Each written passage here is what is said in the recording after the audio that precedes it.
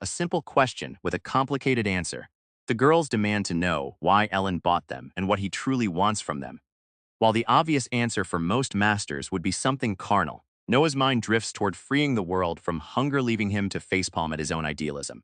A sudden realization hits him. Ellen remembers waking up in a pure white void, facing a beauty far superior to any humana goddess. Recognizing the ultimate staple of web novels, he finally puts the pieces together. He had died and been brought to this new world. Dreaming big, but reality hits hard. Ellen gets swept up in the fantasy of transmigration, imagining himself as a powerful hero who finally gets to be with pretty girls after 30 years of loneliness. But just as he celebrates the end of his virginity, the goddess Ari brings him crashing back to Earth with a savage roast, calling him a shitty, unpopular loser. Turns out, the goddess isn't even the meanest person in Noah's life. He recalls his sharp-tongued little sister, making Ari's insults feel like a breeze in comparison. But the mood shifts as Ari finally introduces herself and reveals the grim truth. Ellen is indeed dead, having suffered a fatal injury while trying to save a girl who fell from a building. A little teasing before the truth. Ari can't help but mock Noah, jokingly asking if he enjoyed the view during his fatal accident, leaving Ellen flustered and shouting in protest. However, the mood shifts when Ellen asks about the girl he died protecting. Ari gently informs him that she was saved thanks to his efforts, leaving Ellen relieved to know that his sacrifice wasn't in vain. A divine reward for a selfless soul. Ari offers Ellen a second chance at life as a reward for his good deed. Ellen is absolutely ecstatic, thinking is finally living out a classic web novel fantasy. But his excitement turns to confusion when the goddess reveals he will be possessing someone in a world of swords and magic. Turns out, the goddess realm is facing a serious housing crisis for souls. To keep things running smoothly, Ari explains that they use native bodies as vessels. And for Noah, the chosen receptacle is a handsome young man named Noah, a dream body with a side of roasting. Ari teases Noah, claiming his new vessel is practically a magnet for older women, much to his embarrassment. After a brief threat for his inner thoughts, Ellen tries to figure out if Hell be sharing his mind with the original owner, only for Ari to bluntly shut him down. Wait, what do you mean Hell ceased to exist? Ellen is horrified to learn that his new body belongs to a novice adventurer, destined to become monster food in a dungeon. The thought of possessing a zombie corpse is too much for him, especially after a lifetime of being called smelly. Seeing his panic, Ari offers a solution, a special transmigrator's privilege, a game-changing gift. To ease Noah's fears of possessing a decaying corpse, Ari grants him the regeneration skill, ensuring his new body is fully restored the moment his soul arrives. A total game-changer. Ellen is absolutely ecstatic after realizing the true potential of the regeneration skill. Not only does it save him from possessing a corpse, but he sees it as an incestuous cheat that will make him a hero to beautiful women. Completely hyped and ready to leave his virginity behind, he tells Ari he's all set to start his new life. The dream of a lifetime is finally within reach. With a glorious future ahead, Ellen has no reason to hesitate. As Ari begins the transport process, he's already imagining the fulfilling adventure that awaits him in another world. Determined and brimming with confidence, he sets his sights on the ultimate goal, becoming a harem king. Expectations versus reality hits hard. 3 years have passed since Ellen began his new life in a world of swords and magic, now going by the name None, but instead of the romantic paradise he envisioned, he's found himself setting a new record for loneliness, unable to even hold a girl's hand. It turns out, his perfect plan had a few major miscalculations. Turns out, a cheat skill isn't always a golden ticket. Ellen quickly learned the hard way that exterminating even the weakest monsters is a struggle, and thanks to a late update from Ari in a dream, he found out he can't even learn magic by leveling up. While his regeneration skill is efficient, it doesn't stop the excruciating pain of every hit, leaving him in a terrifying loop of the sins. To make matters worse, his incompetence has made him a total loner, unable to find a single party member to rely on. A miracle art? More like a trap. Ellen explains that while the church praises the heal skill as a gift from God, his regeneration is actually a far superior version. However, since the church is a dangerous organization hungry for money and political power, he can't risk letting them discover his cheat. But Ellen isn't one to back down, confident that his quick wit will keep him one step ahead of the authorities. A brilliant plan for a lazy life. Ellen finally arrives at the slave trader, guided by a sudden flash of insight from his 85-eye brain. He realizes that by purchasing a slave and using a slave crest, he can force them to keep his regeneration skill a secret while enjoying the perks of unconditional obedience. With his savings from 3 years of part-time work, Ellen is convinced this is the perfect start to his dream harem life. Trying to keep his cool, Ellen enters the shop, but the creepy slave trader immediately puts him on edge. He tries to sound bold by demanding to see everything, though his voice cracks in a falsetto. Despite being shocked by the number of zeros in the prices, Ellen steals himself, determined to use his savings to secure his future. A desperate gamble. To avoid those staggering prices, Ellen tries a risky bluff, asking to see the slaves the trader simply can't sell. It actually works, but as Neri leads him deeper into the shop, Ellen is hit with the grim reality of the place, a sight more harrowing than he ever imagined. Noah's attempt to save money leads him straight into the shop's grim depths, where he finds Mika and Avon chained in misery, their eyes devoid of all hope. A rare find in the darkest corner. Ellen discovers that these two battered girls are actually an ancient elf and an elder dwarf. Though they've been reduced to a pitiful state, he doesn't hesitate for a second. I will take them both, a heavy price for a new beginning. Though the cost nearly wiped out his entire savings, Ellen couldn't turn away. He wanted to return their dignity as soon as possible. As he pulls the cart away from the city, he tries to reassure the trembling Avon and Mika that they are safe now and have nothing to fear. A miracle is about to unfold. Acknowledging the immense pain the girls have suffered, Ellen activates his secret ability.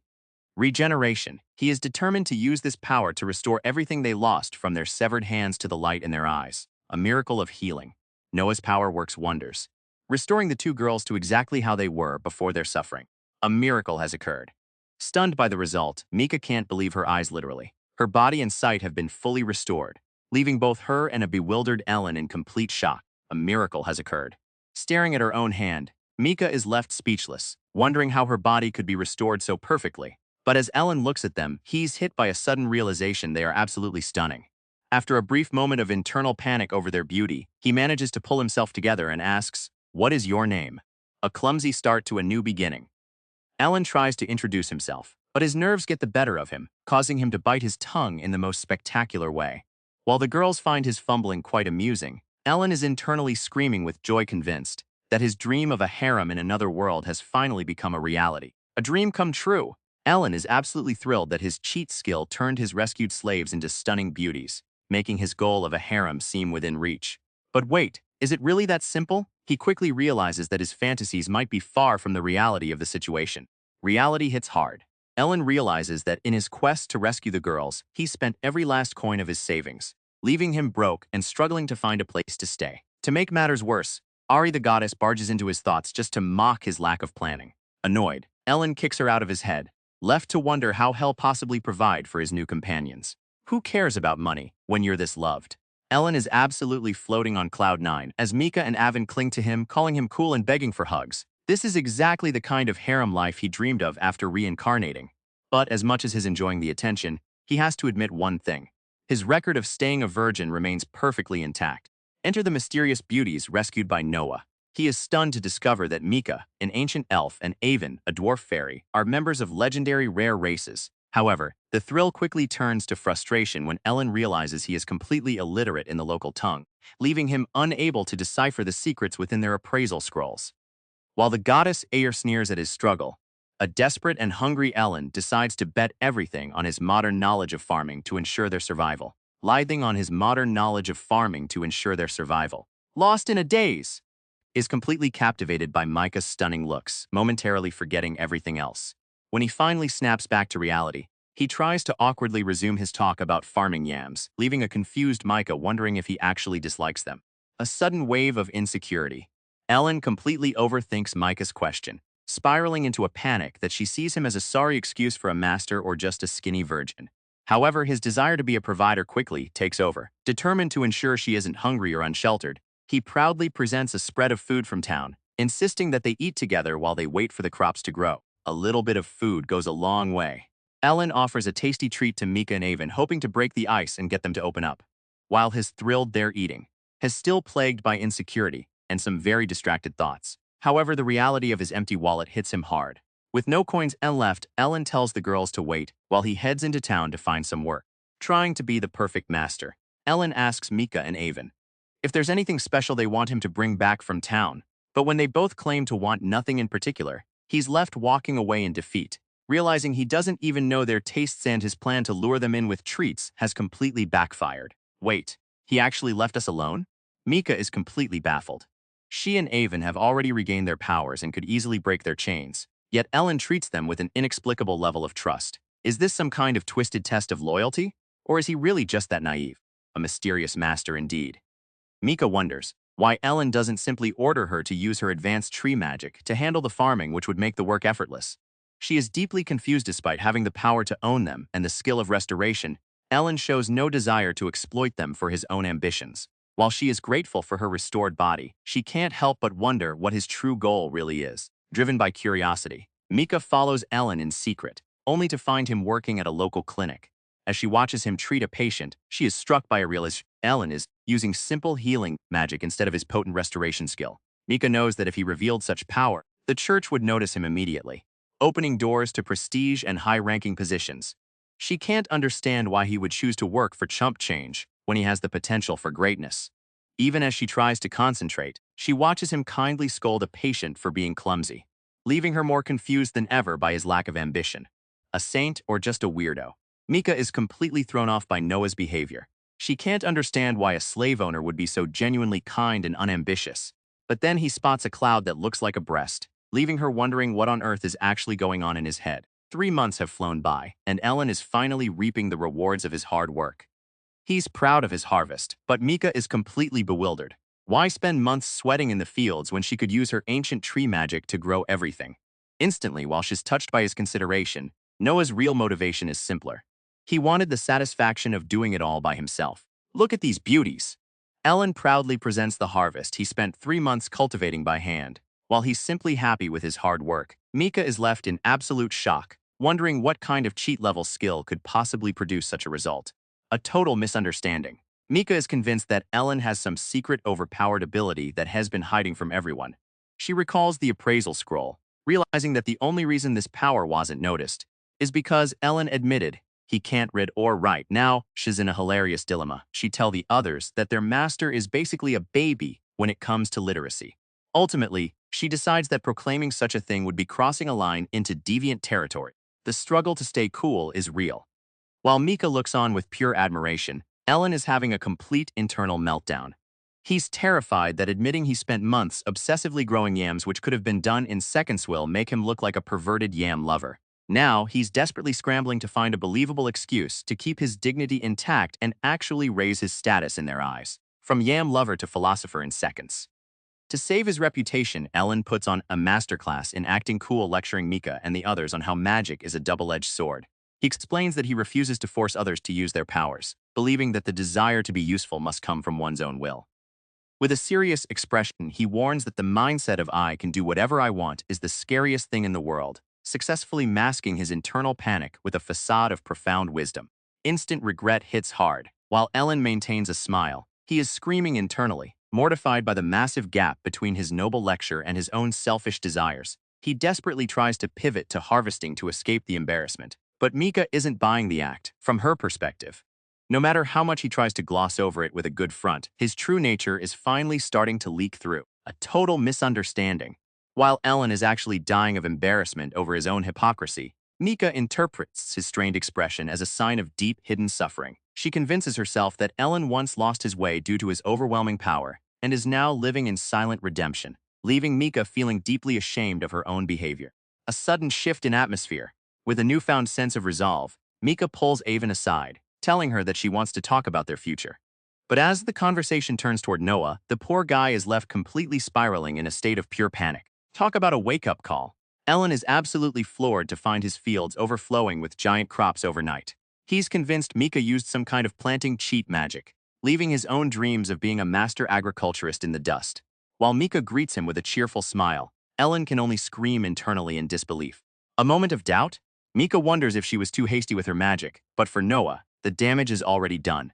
His grand plan to impress everyone with his modern agricultural knowledge has been completely obliterated by her effortless power. As she subtly questions if he intends to feed them nothing but yams, Ellen is left spiraling in a mix of panic and confusion, wondering if his own slave is actually judging him. Not so fast.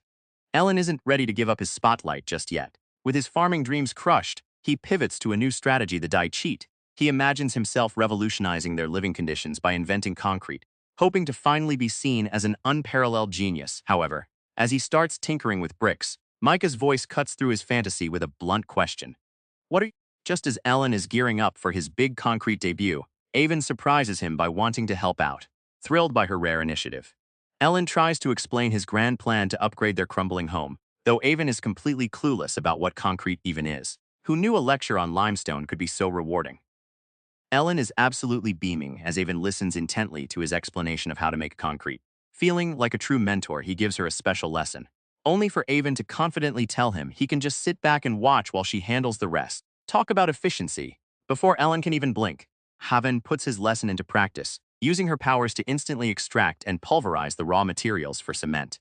While Hez impressed by her speed, Ellen is mostly panicking if she does all the hard work. Where does that leave his genius contribution? Is she seriously this broken? With a quick firing and cooling, Oven finishes the entire cement process in the blink of an eye. Ellen is completely floored. Everyone around him a cheat skill holder, trying to salvage his dignity. Ellen proudly explains the need for bamboos to strengthen the concrete. But his moment of triumph is short-lived, when he realizes Mika and Avon have formed a secret alliance in there, bonding over just how useless he really is. Talk about a total shutdown. While Ellen was busy feeling proud of his knowledge, Mika and Avon just teamed up and used their master skills to finish the job perfectly now. Noah's left wondering where exactly he fits into this picture. Outclassed and utterly defeated by his own slaves' efficiency, Ellen can only wonder why his life turned out this way. While he laments his lack of a cheat skill and dreams of being a powerful protagonist, the goddess Ari watches from her realm, amused by the irony and predicting a future where Ellen will be feared as a demon king. A spark of admiration ignites. Avon finds Noah's knowledge fascinating, feeling her dwarven instincts scream in approval. By following his instructions for extraction, pulverization, firing, and cooling, she achieves a perfect result, realizing, for the first time, that her master is truly sagacious, a man of true substance. Avon is completely captivated by Noah's humility and the generosity with which he shares his knowledge. For an elder dwarf, being taught by him is a joy she never expected. With Mika agreeing, the two girls find a new sense of security, realizing that Ellen is someone they can truly trust, a heart full of gratitude. Avon now feels a deep personal desire to stand by Noah's side and help carry the weight of the burdens he bears. A morning surprise that defies all logic. Alan wakes up to find two entire buildings, standing where there were none before. Completely baffled by the sudden construction, he questions if Avon is behind this architectural miracle, all while Mika secretly peeks at his bewildered reaction. A total surprise. Avon nonchalantly reveals that she built 3 buildings sewn for each of them. As she gets unexpectedly close to explain how hard she worked, Ellen finds himself completely overwhelmed by her doe-like cuteness. A cute request for a reward. Avon looks at Ellen with puppy dog eyes, pleading for a little bit of praise. Ellen is completely frozen and flustered, but Mika doesn't let him off easy, teasingly telling him to just obey and give in. Now, Noah's starting to realize that these two are totally ganging up on him. Talk about a sudden mood swing. Mika and Avon go from being grateful to absolutely roasting Noah, calling him an incompetent skinny virgin and a pig who's lucky to even have a place to stay. Poor Ellen can only watch in total shock as his image is completely demolished by the very girls he's been trying to help. From devastation to determination, after being ruthlessly roasted, Ellen suddenly realizes he has the perfect excuse to get what he wants. Since Avon asked for praise, he decides to seize the moment and give her a head pat, laughing manically at his own victory only to be immediately called out as a pervert. A little praise goes a long way. Seizing his chance, Ellen finally gives Avon the head pat has been longing for while thanking her for her hard work. While Mika looks on, Avon is left completely dazed and beaming with pure happiness. A simple head pat, but the impact is massive.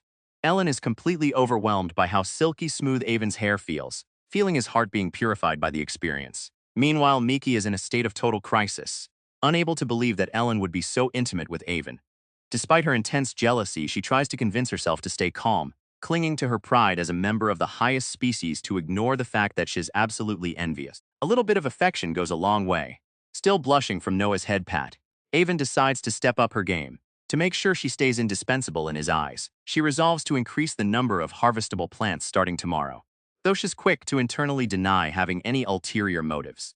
A few months have passed in the blink of an eye. As usual, Ellen is out in the fields tending to the crops by himself, almost as if he's forgotten about the magic at his disposal. While he works, Mika and Avon reflect on their own powers. With Mika's evolved wind and plant magic pairing perfectly with Avon's aptitude for fire, metal, and earth, their compatibility is truly beyond compare. A master who asks for nothing. Ellen allows Mika and Avon to use their magic for their own happiness, never once forcing them to serve his whims. Living like a hermit without greed or conflict, the only thing this full-fledged person seems truly obsessed with is yams. A sudden shift in mood, driven by a desire to understand the man behind the kindness, Mika confronts Noah. She demands to know the truth. Why did he specifically choose rare species like them? Ellen is left completely bewildered by her sudden intensity, a shocking confession or a desperate lie. Pressed to reveal why he specifically chose to buy rare species, Ellen panics and claims he only did it for sexual reasons. While Mika and Avin are left bewildered by his apparent lack of ambition, Noah's clumsy attempt to hide his kindness only creates more confusion. A total mental breakdown in progress. Ellen is spiraling as he tries to process why the girls are questioning his kindness. While Mika and Avin wonder why he doesn't tap into their potential, Ellen is terrified that doing so would only expose how pitiful he truly is for the girls.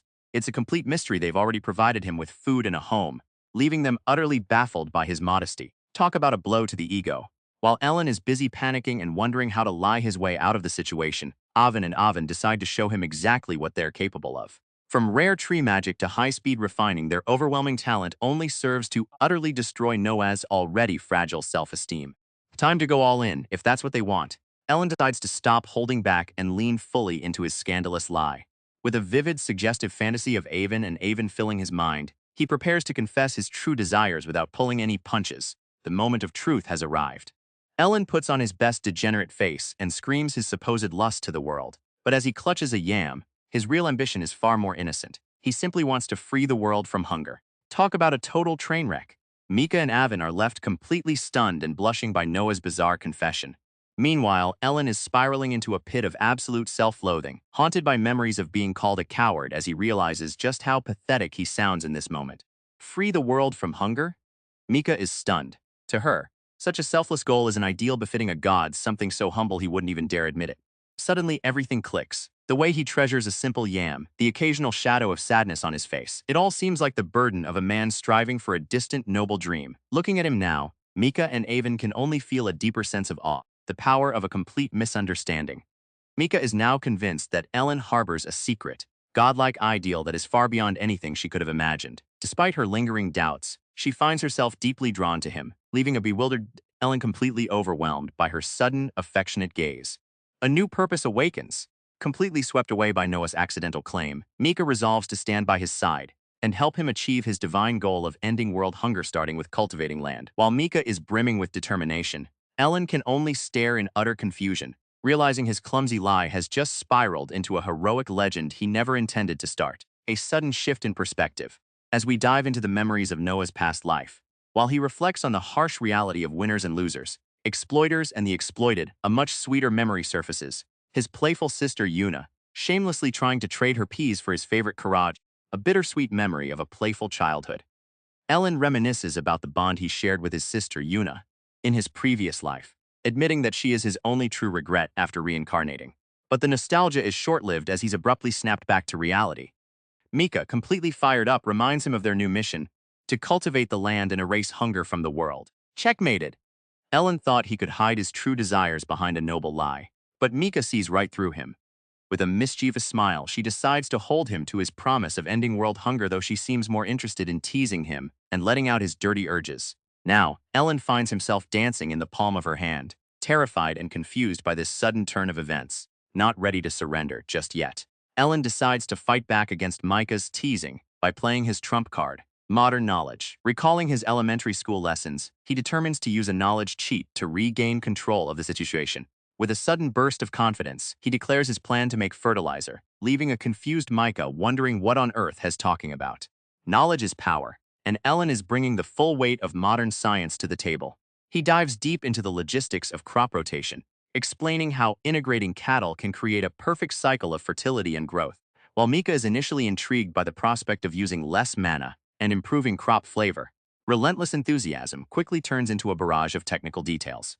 As he rambles on about needing hatchets and hoes, Mika is left completely speechless, leaving Ellen convinced that he has finally managed to stun her with his brilliance. Ellen is convinced he's just ruined everything by acting like a know-it-all.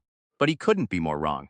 Mika is completely captivated, seeing him as a brilliant teacher and begging for more details. While Ellen panics in silence, the real teacher is having a total meltdown, realizing his moment to shine has been completely hijacked by Noah's accidental genius. From agricultural genius to a flustered mess, Mika completely flips the script, teasing Alan with a playful wink and a nose tap. As she treats him like a petulant child, Alan is left spiraling, wondering if he's suddenly been dropped into a cliché 20th century rom-com. From teasing to teaching, After Mika demands the details on his fertilizer plan, Ellen completely loses himself in a lecture. He happily breaks down the essential nutrients nitrogen, potassium, and phosphoric acid and rambles on about the specific ingredients and methods needed to revolutionize the land. A total genius or just a weirdo? Mika is genuinely intrigued by Noah's modern knowledge, even comparing his delivery to a mystery show. Eager to see results, she decides to start the agricultural project immediately. But first, it's time for some delicious yam soup and a quick briefing for Avon. Mika doesn't waste a single second. Before Ellen can even process his own lecture, she slams down the hatchets, hose, and bags of fertilizer she's already prepared. Stunned by her incredible speed, Ellen can only stammer his thanks as she meticulously records the ratios, leaving him convinced she's turned into a real-life Galileo, efficiency at its finest. Mika takes charge of the manufacture and cultivation, leaving Ellen to handle the heavy lifting. From reclamation to logging, Ellen realizes has been relegated to the odd jobs role, hardly the prestigious position he expected as a reincarnated cheat holder. The master of the house? More like the house's errand boy. Ellen is absolutely livid that his authority has been completely bypassed, leaving him with all the hard work while Mika and Avon just bask in the glory. He tries to remind himself that Hez the one in charge, and that this isn't exploitation, but one touch of Avon's fluffy hair, and his anger vanishes instantly. A little bit of jealousy and a whole lot of admiration. Mika tries to play it cool, reminding herself that it's not proper to be jealous of the attention Ellen gives to Avon. After suggesting a lunch break, watches Aunt Ellen happily munching on some yams, reflecting on his curious nature. While she doubts if ending world hunger is truly possible, she can't help but be drawn to his sincere ambition. A revolutionary vision. Ellen continues to stun Mika by introducing the concept of crop rotation, explaining how it can feed more people with less effort. Overwhelmed by his vast knowledge, Mika is left completely speechless in the face of such brilliance, a kindness that defies all logic. As Ellen peacefully enjoys his meal, Mika reflects on the strange man who now owns her. She is convinced that he bought her solely for her abilities as an ancient elf to help realize his dream of ending world hunger, however. The fact that he refuses to use the slave crest to force her into labor leaves her completely bewildered and moved. To Mika, Ellen is a truly curious person who genuinely respects the independence of those under his authority. Lunch is over, and it's time to get back to the grind. While Avon happily digs into seconds, Ellen can't help but daydream about his future. Despite the grueling manual labor, he's still convinced he can find a way to land a harem route and finally enjoy the perks of his cheat. With a renewed sense of determination, he activates his regeneration skill to push through the day. Who says being a cheat protagonist is easy? Ellen realizes his regeneration skill is a powerhouse for revitalizing the land and bringing fertile soil to the surface, but he's the one stuck doing all the heavy lifting. As he tirelessly restores his stamina, he can't help but crave a little appreciation, imagining Mika and Avon praising his hard work. Unfortunately, the only thing he gets is more labor, as his struggles continue well into the evening. A new perspective reveals Avon's inner thoughts. Watching Ellen push himself to the limit to end world hunger, she realizes the depth of his trust to her.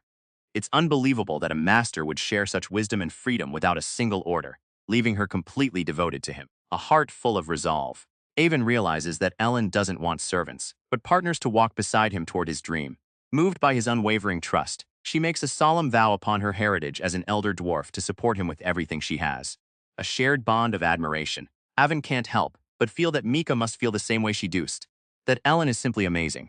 Mika wholeheartedly agrees, finding him incredibly cool and feeling a surge of motivation to give everything she has to his cause with a soft smile. Avon concurs, their mutual respect for their master only deepening their resolve. A shared promise for a brighter future. Mika and Avon firmly resolve to act of their own will to make Noah's ideals a reality. But while the girls are having a heartfelt moment of loyalty, Ellen is just over there, working himself to the bone and blissfully unaware of it all. A moment of peace, and here she comes. The goddess Ari appears just to mock Noah's pitiful chores and his lack of romantic experience. No matter how much he protests, Ari insists that teasing him simply a part of her official duties. While Hez frustrated by her constant poking, Ellen can't help but appreciate the free time is gained, knowing that Mika and Avon's magic handles the heavy lifting and housework with ease. Pure bliss. Ellen lets his imagination run wild, picturing the girls inviting him into their most intimate moments. But as the fantasy fades, reality hits hard, leaving him wondering why his life feels more like that of a retired old man with nothing to do but lounge around. From despair to determination in a heartbeat, Ellen suddenly decides that if romance isn't coming to him, he'll just have to find it himself. However, his newfound confidence is instantly shattered when Avon bursts into the room, completely catching him off guard with an urgent request. A sudden spark of tension. Ellen tries to keep it professional while asking Avon to craft something from a blueprint, but he's completely thrown off by her unexpected eagerness. As they lean in to examine the plans, Ellen finds himself in a state of total panic, overwhelmed by how close they are and the surprising softness of Avon's arm. A simple drawing isn't exactly a blueprint. Avon quickly notices the missing dimensions, leaving a flustered Ellen to admit that his lack of literacy turned the plan into a mere illustration. While she's happy to help, Avon is curious about what her master actually intends to use the object for. A little bit of mischief in the making. Noah's mind immediately races to the future, imagining the joy of introducing games like chess and Jenga to the girls. He hopes these games will give them more to talk about and perhaps with a bit of luck and some punishment games, lead to some adult developments. While he's lost in his daydream, Avon simply agrees to get to work on the project, leaving Mika to wonder if Ellen is even capable of actually exploiting anyone. Wait, games for what? Mika is completely baffled when Ellen explains the concept of board games like chess and shogi. To her, the idea of recreation is foreign, and she can't understand why someone with a noble goal like ridding the world of hunger would spend time playing around. Yet, despite her confusion and perceived urgency, she can't help but find the idea secretly intriguing. A simple request, a warm smile, and once again Ellen wins her heart. When Mika timidly asks to join them, Noah's gentle acceptance sends her into a spiral of admiration, convinced that his kindness holds a deeper, more profound meaning. One smile was all it took for Mika to rewrite Noah's entire life story. In her mind, his lazy demeanor is nothing more than a facade for a powerful sage who has endured endless suffering. Completely smitten by this imagined tragedy, Mika vows to become the strength he needs. Meanwhile, the actual Ellen is just enjoying some boiled yams and happily teaching the girls the rules of reversey, totally oblivious to the epic legend Mika has created for him. A world of wonder.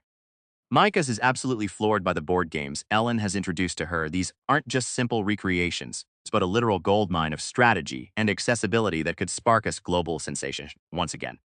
She is convinced that Noah's willingness to share such treasures is proof of his extraordinary and benevolent nature. Time to turn this game into something more interesting. Ellen proposes a daring bet to Mika.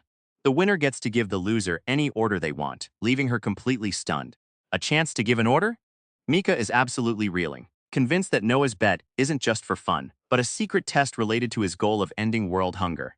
Torn between obedience and showing her agency, she eventually finds a resolve. Along with Avon, she decides they must both give it their all to meet Noah's hidden expectations. Game on. With a newfound sense of duty, Mika and Avon agree to the bet. While Ellen just wanted some fun, the two girls are now treating this board game like a life-or-death mission, determined to prove themselves and live up to the expectations they believe Ellen has for them. Game on. With the bet officially agreed upon, Ellen is ready to dive into the match, but as they start, Mika is suddenly struck by a wave of doubt, convinced that Noah's supposed inventor of the game is an unbeatable opponent. A total blunder? No. It can't be. Mika is absolutely stunned by Noah's move, convinced that such a foolish play must be part of a master plan she can't even comprehend. A total defeat. Ellen is devastated after losing the match, but for Mika, this is where the real game begins. Convinced that Ellen is a genius, she interprets his blunder as a brilliant strategy to motivate them to earn money. To her, the bet wasn't for fun, it was a secret assignment to save their finances. The game is over, and the victory is theirs. Believing that Noah's defeat was actually a secret test, Mika and Avon proudly deliver their orders. Mika wants to join the Merchants Guild, and Avon claims ownership of the games. With hearts racing, they demand to know if this is the answer their master was waiting for. A master plan gone horribly wrong. Ellen thought he could easily outplay the novices to secure some adult favors, imagining it as the ultimate strategy. However, the reality was a total massacre, leaving him completely beaten and the board stark white. Despite the crushing loss, he's just glad they didn't use their wish to demand their freedom. A surprising turn of events. As Ellen watches Mika register at the Merchants Guild and Avon at the Alchemists Guild, he realizes they've chosen paths that keep them tied to him. Overwhelmed by their unexpected loyalty, he can't help but wonder. Could it be that they don't actually hate him? A little misunderstanding, a lot of happiness. While Ellen is simply elated to go shopping in the Imperial capital, Mika sees his joy as a sign that they've passed his test with flying colors. Feeling that she's finally grown closer to him, Mika is left completely overwhelmed with joy. 2 weeks have passed since Mika and Avon joined their guilds, and Ellen has found a new obsession. Shogi, hoping for a win, he convinces Mika to play a heavily simplified version of the game with almost no restrictions. But while Mika agrees it's a good mental exercise, she doesn't hold back her verdict. You are weak. With one blunt sentence, Noah's fragile heart is completely shattered. Another defeat, another blow to the ego. While Mika happily thanks Ellen for the distressing game, Ellen can only make pathetic excuses about not being serious. As Mika and Avon leave for the capital, the door slams shut on Noah's hopes, leaving him collapsed on the floor in a heap of misery yet. He still stubbornly believes his modern knowledge will eventually lead him to a more adult reward. The secret weapon? Alcohol. Ellen imagines a blissful scenario where a few drinks leave Avon and Mika flushed and vulnerable, paving his way to a dazzling adulthood. Talk about a reality check. Just as Ellen is indulging in his fantasies, Ari pops in to rain on his parade. She points out that the girls' frequent trips to the capital might not be for shopping at all, but a clever way to ditch their unreliable master for good. Is he really just a boring old man? Ellen spirals into a pit of despair, imagining Mika and Avon enjoying the luxuries of the capital while he's left behind with his board games. He becomes convinced they've finally had enough of his antics, while Ari simply laughs at his short-sightedness before making her exit. His anxiety reaches a breaking point. Now Ellen is absolutely devastated by the terrifying thought that Mika and Avon might have gone to the capital to sell themselves at a brothel. Absolute despair. Ellen completely spirals, wailing in agony as he realizes he hasn't given Mika and anything of substance. In a sudden burst of misguided determination, he vows to work his hardest to provide them with a happy life, only so he can finally exploit them properly. A sudden burst of desperation. Ellen clings to Mika and Avon, promising them absolutely anything just to ensure they don't leave him. A heart-wrenching plea. Noah's sudden display of vulnerability strikes a deep chord with Mika, who finds herself overwhelmed with emotion. As tears well up in her eyes, a confused Ellen can only stare in shock, wondering why his breakdown has triggered such a touching response.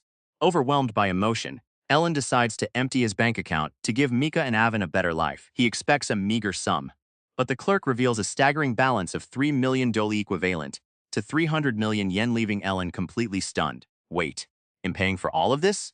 Ellen is left speechless when Ari reveals that the cost of his recreation items has been diligently deducted from his savings. A flood of memories returns as he recalls spending his time playing games with everyone from guild members and street children to local merchants and idling elders. A total sensation. Ari reveals that the recreation items have become a massive hit across the land, but as she dives into the complex details of merchant guild contracts and royalty percentages, Noah's brain completely shuts down. Panic mode activated. Seeing that Micah's tears just won't stop, Elle completely forgets about the financial talk. Driven by a sudden urge to provide for her, he declares that they're going shopping immediately, promising her absolutely anything her heart desires. A shopping spree like no other. Deeply moved by Noah's kindness, Mika expresses her heartfelt gratitude before instantly shifting into high gear. She drags a bewildered Ellen from store to store at breakneck speed, leaving him completely dizzy and overwhelmed by her sudden unstoppable enthusiasm. Talk about a shopping spree gone wrong. By the time Ellen finally noticed what was happening, he had somehow ended up buying 50 more slaves. A dream come true, or a total nightmare. As the new arrivals Rin, Nico, Edenki, and Ray and Arya begin to introduce themselves, Ellen is left completely breathless. Surrounded by a sea of stunning beauties, he can't help but feel like living every man's wildest fantasy. Promoted to village chief? Talk about a sudden career change. Ari officially declares Ellen the leader. But with the daunting task of providing for over 50 slaves, Ellen is spiraling into a total panic about what his life in this other world has become. From zero to village chief in 24 hours, Ellen lies in total defeat, wondering where it all went wrong. But Waith didn't actually do anything. He quickly realizes that the real culprits are Mika and Ari, who basically forced this chaotic new life upon him. Flashback to a few hours earlier at the slave shop. While Ellen was out of the loop, Ari took complete control, picking out dozens of girls and using her terrifying negotiating skills to squeeze the slave trader for every possible discount. A calculated coldness for a kinder cause. Ellen realizes that Mika purposely treated the slaves as property just to outmaneuver the trader and secure their freedom. Watching her gently comfort the girls now, Ellen is left in complete awe of her strength and wit. Is she actually the protagonist? From her beauty and style to her business savvy and agriculture cheats, Ellen is completely floored by Sylphie's high specs. He's so outclassed that Hes practically begging for respect just for being a reincarnator. Is she actually the one with the cheat skills? Ellen is left reeling as Mika reveals her ability to spot hidden potential that doesn't even show up on appraisal scrolls. Completely defeated by her competence, Ellen retreats to his room, desperately trying to process the chaos of his new life. Now, let's see things from Sylphie's side. While she appears perfectly composed and competent, she is secretly driven by a fear of disappointing Noah. Moved to tears by his genuine appreciation, she pushes herself to the limit to prove her worth, fully aware that Noah's kindness far outweighs any profit she could possibly bring him. A sweet memory surfaces as Mika recalls their daily games. While Ellen tried to act like he wasn't trying, Mika saw right through him, realizing he was let her win to build her confidence and skills. To her, his warm heart is impossible to hide, and though she'll keep it a secret, she finds this side of him absolutely endearing, a heart of gold in a cruel world. Mika reflects on the harsh reality where slaves are usually worked to the bone, but Ellen is different. He welcomed them with open arms and a warm heart, making it impossible for her not to completely melt for him. A heart full of admiration. Mika and Avon arrive at Noah's door, with Mika still buzzing from the realization of Noah's noble dream to end world hunger. As they enter, Ellen greets them with a gentle smile, immediately putting their nerves at ease. A bit of awkwardness lingers as Ellen worries if his room is too smelly for the girls. However, pushing aside his internal crisis and the feeling that Mika is outshining him, he gives them a beaming, genuine smile. "As your master, I'm proud of you," he declares, though in his head, he's already determined to fix his own lack of specs immediately. A master's praise is usually welcomed, but not here. While Mika wonders if their earnings will finally buy their freedom, Ellen is busy plotting some accidental romantic encounters. However, his plans hit a wall when the girls bluntly dismiss his praise, leaving him to wonder, is this actually sarcasm? Trying to shake off the pressure of their admiring gazes, Ellen decides to get down to business. He attempts to look composed while announcing his plans for the future, but Mika sees right through her, teasing about his nervousness and a jab at the smell of his room. Noah's attempt at being a cool master is quickly falling apart. A plan for freedom. Ellen finally gets his act together and reveals his vision. He proposes treating the cost of the slaves as a debt, which they can pay back using wages earned from new ventures in agriculture and commerce. Once the debt is cleared, he promises to remove their slave crests, ensuring they can earn their independence without suffering. The perfect solution. Ellen proudly unveils his master plan, a slave's debt repayment restructurization. Drawing on his past life as a corporate drone, he envisions a flawless system where the slaves earn their freedom, and Hez relieved of the crushing financial burden of supporting 50 people. Just as Hez basking in the brilliance of his own corporate logic, a sudden interruption breaks his daydream. A corporate plan meets a harsh reality check. Mika and Avon are not buying Noah's restructurization plan. Mika aggressively argues that the slaves are far more valuable than their purchase price, especially after they blossom, while Avon reminds him that he needs talented personnel to rid the world of hunger. Trapped by their logic and loyalty, Ellen is left sweating internally, admitting that his true, selfish goal is far less noble than ending world hunger. Playing the part of the saint, Ellen claims he doesn't want to exploit the slaves, but rather desires comrades who choose to stand by him of their own free will. While he looks like a beacon of virtue to Mika and Avon, he's secretly just bullshitting his way through to maintain his image. Time to get down to business. Ellen unveils the grand design of Noah's mix, detailing how Hel leveraged the alchemy of Avon and the dwarves, the nature affinity of the elves, and a secret cooking project to develop new products and secure funding through the Merchants Guild. The moment of truth. Ellen holds his breath, wondering if his facade of the virtuous leader actually worked. But as Mika lets out a long sigh, she admits that no matter how much she thinks she knows him, he always finds a way to leave her completely at a loss. The tables have turned. Mika and Avon decide to act on their own whims, leaving Ellen completely shell-shocked. As he sinks into a state of comedic despair, he can only laugh at the endless, miserable road Hez walking. A wave of regret hits Mika. Looking back at Noah's earnest expression, she can't believe she let her confusion get the better of her. How could she be so blind to the foresight of her savior? A spiral of guilt. Mika is completely devastated, imagining Noah's disappointment and wondering if Shiv failed him by not understanding his vision. While she panics internally over whether she's let her savior down, Avon notices her strange behavior and checks in on her, though Mika quickly tries to play it cool. A moment of clarity strikes Avon as she reflects on Noah's true nature. She realizes that his distaste for slavery and his dream of ending world hunger are genuine reflections of his character. Recalling the moment he used restoration to save them girls who had been discarded due to physical defect, she acknowledges the profound salvation he provided to those who had lost everything. A selfless heart that asks for nothing in return. Recalling how Ellen comforted them in their darkest hour, Avon and Mika can't help but feel he's far too kind for his own good. While the other girls are left bewildered by his generosity, Avon decides it's time to let them in on the true nature of Noah's designs. In time, everyone will understand Noah's kindness, generosity, and intelligence. His selfless use of restoration is etched in my mind as true greatness. But wait, I must monitor him closely so he doesn't unwittingly seduce the other girlsy? Forget I said anything.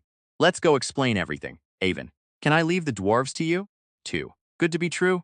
Mika breaks the news that they'll actually be paid a salary for their labor, leaving the other girls in a state of disbelief. As they struggle to wrap their heads around such generous conditions, Mika recalls Noah's humble request to be treated casually right after he healed them, realizing once again that a master like him simply shouldn't exist in their world. He's just like that. Mika tells the bewildered girls that they better get used to Noah's unusual generosity quickly. But the kindness continues, as Ellen asks if he should be more casual and call her Silfisi, much to Micah's delight. Wait, are you saying we don't have to service Lord Noah? That we don't have to surrender our bodies to him? Mika simply confirms with a yes, while secretly feeling relieved that Eden, a high elf of the same age, is there to help her with the workload. No wonder they're so unsettled. For elves, who are revered as the ultimate symbols of beauty, their pride is everything. While they certainly wouldn't want to be forced upon a stranger, being completely ignored can make them question their own attractiveness. To an elf, being in a position where they aren't even desired is the ultimate disgrace. Is he just not interested in women? Mika doesn't think so. She's noticed the way he occasionally glances at her body, and strangely, this gap between his hidden desire and his selfless restraint is actually kind of cute. It's enough to make her heart race and her legs tremble. Shaking off her flustered thoughts, Mika quickly regains her composure.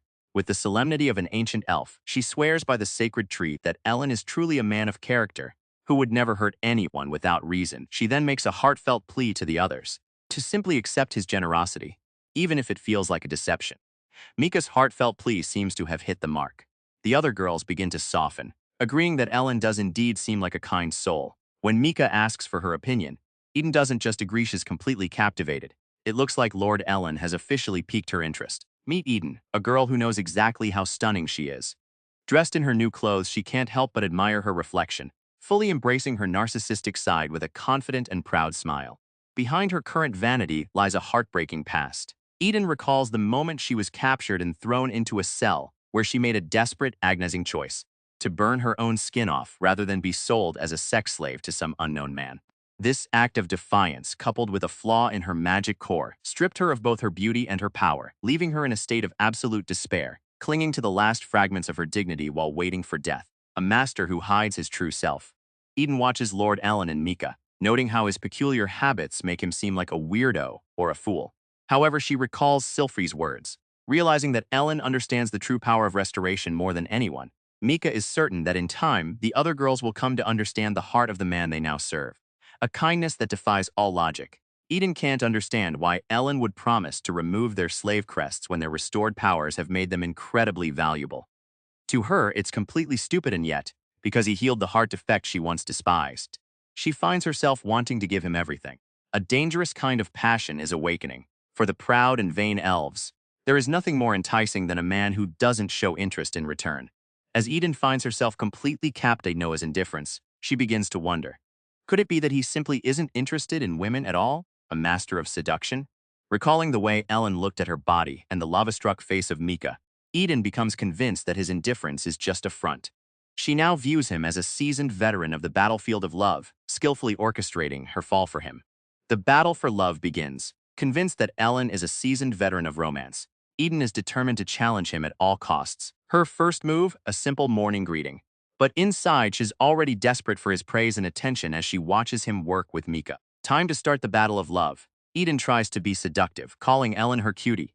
But the moment she realizes he's actually listening, her confidence vanishes. Panicking, she wonders if she's angered him, completely misinterpreting his intense gaze as a sign of trouble. Wait, why is he staring so intensely?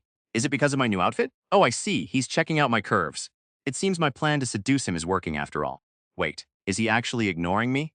Eden is devastated to realize that despite standing right in front of him, Lord Ellen doesn't seem to notice her a doubt. He completely kills the mood by casually inviting her to a game of reversey. Wait, he wasn't oblivious after all. Switching to Noah's perspective, we see is actually terrified by Eden's predatory gaze. Feeling pushed to his limit by the women in his life, Ellen finally snaps. He decides to play along with the game of reversey, but with a very specific, naughty goal in mind, using the match as a chance to finally touch her breasts. No need to worry. I'm calm, or so Ellen tells himself, even as he imagines a nightmare scenario where the girls gossip about him being a perverted CEO. Despite his struggle to keep his eyes from wandering, his ambition takes over. He challenges Eden to a serious match with a tempting twist. The winner gets to give the loser one absolute order. In a legitimate punishment game, anything is legal. High stakes, high rewards. Noah's mind immediately drifts to the most beneficial outcome of the punishment game. He imagines himself finally being able to stare at and even touch Aura's impressive curves without restraint, while simultaneously appreciating how Aura's sheer size compares to Sylphie's shapely beauty, a dangerous combination of elegance and desire.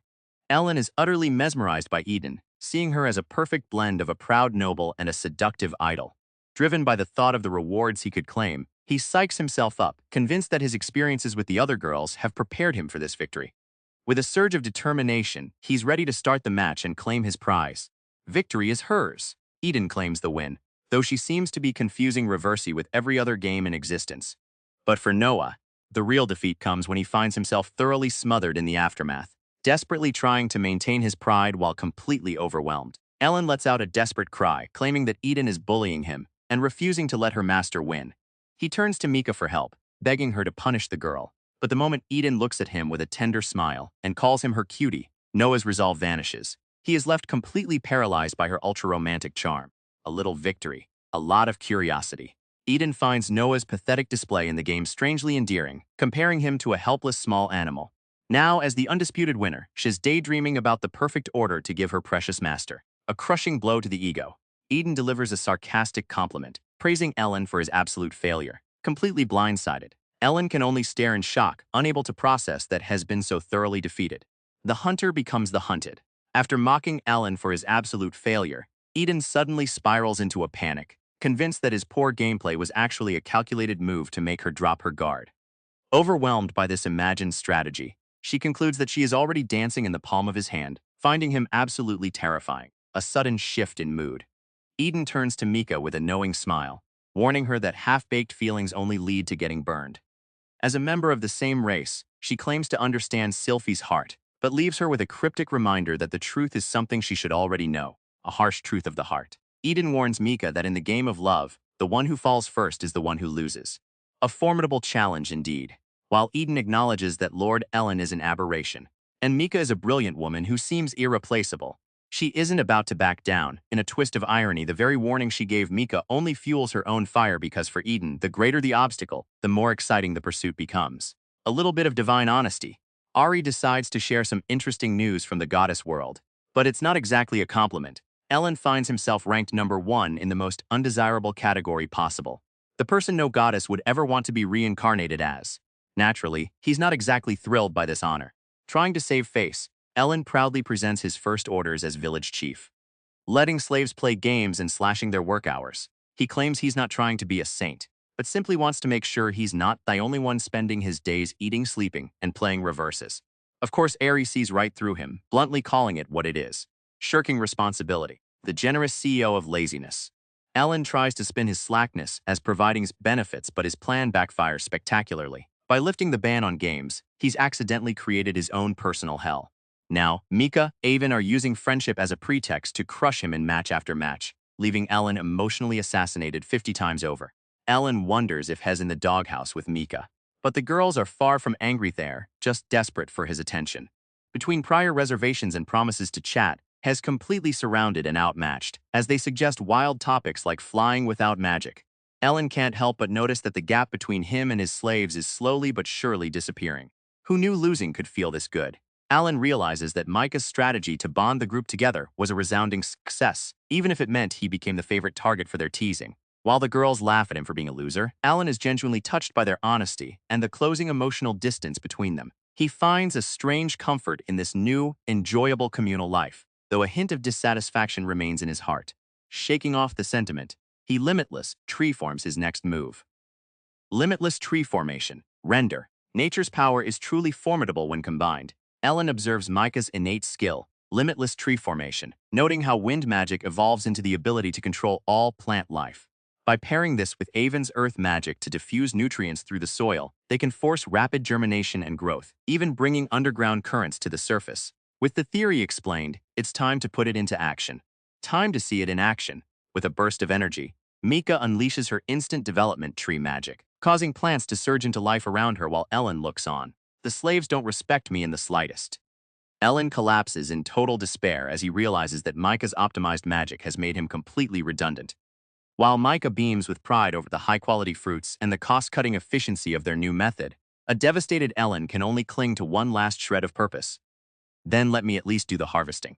Too kind for his own good. The girls insist that Ellen just take a break while they handle the harvest with their own impressive magic.